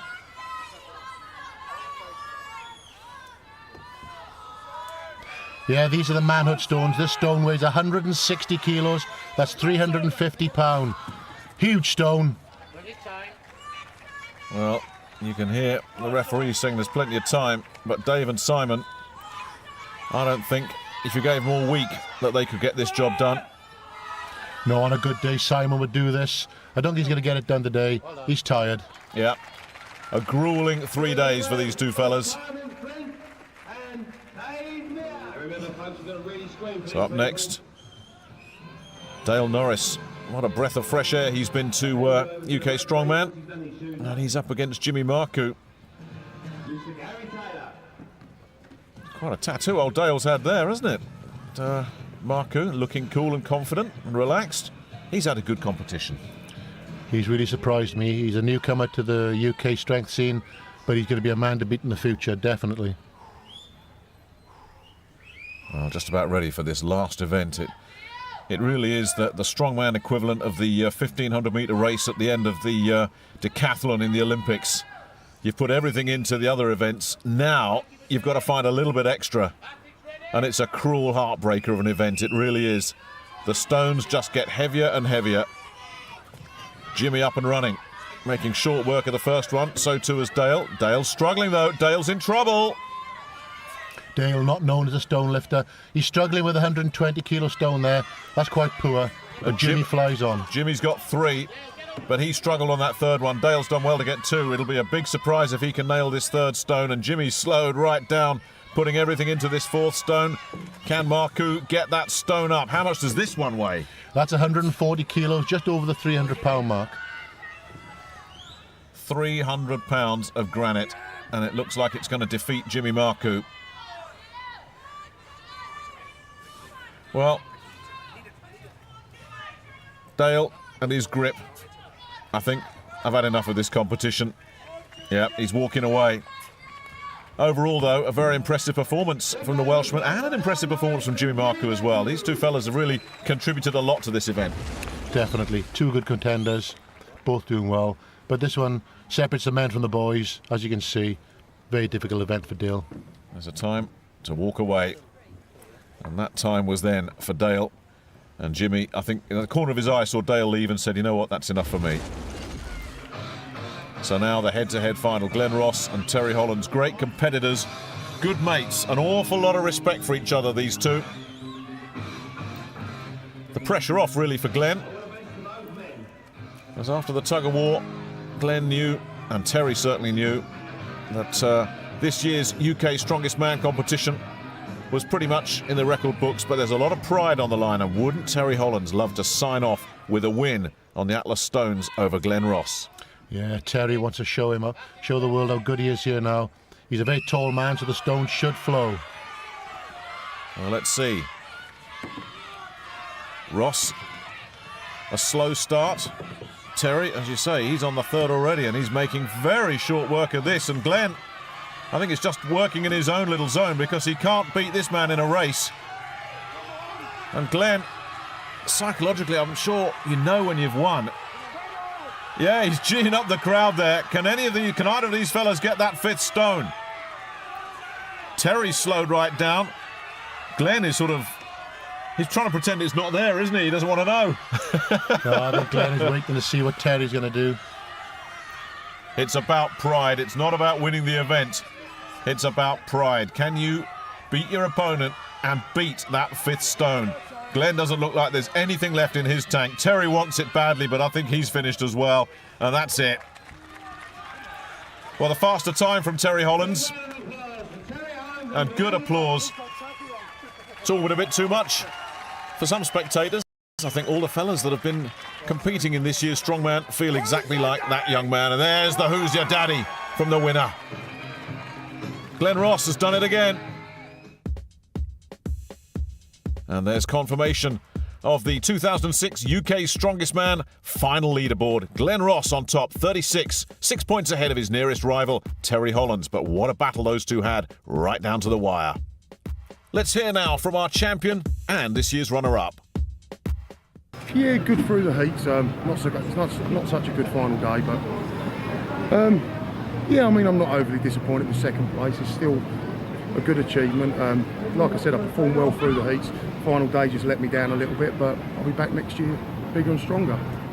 And what's next for you in strongman competitions? I'm off to Worlds next week. Hopefully I'll perform well out there, make the final this year, and rest up and get ready for next year. Congratulations, Glenn. 1st place. Is the daddy back? Definitely. 12 months ago, I snapped my patella, and I just thank the good Lord for making it possible to be back here today. And I'm back, UK strongest man, you know, and I did this for my son and my daughter, just to let them know that I'm their daddy and their daddy's back. It must be satisfying winning back your title at home and bringing it back home to Northern Ireland. Yeah, it's great to be hosted in Belfast again, and you know, the whole of Ireland, Northern Ireland's all steeped in Celtic warrior history, and I'm a true warrior. I really do feel I am. To come back with a broken comeback, the title again is just an unbelievable feat against such a lineup of guys like Terry Hollins, Jimmy Mackey,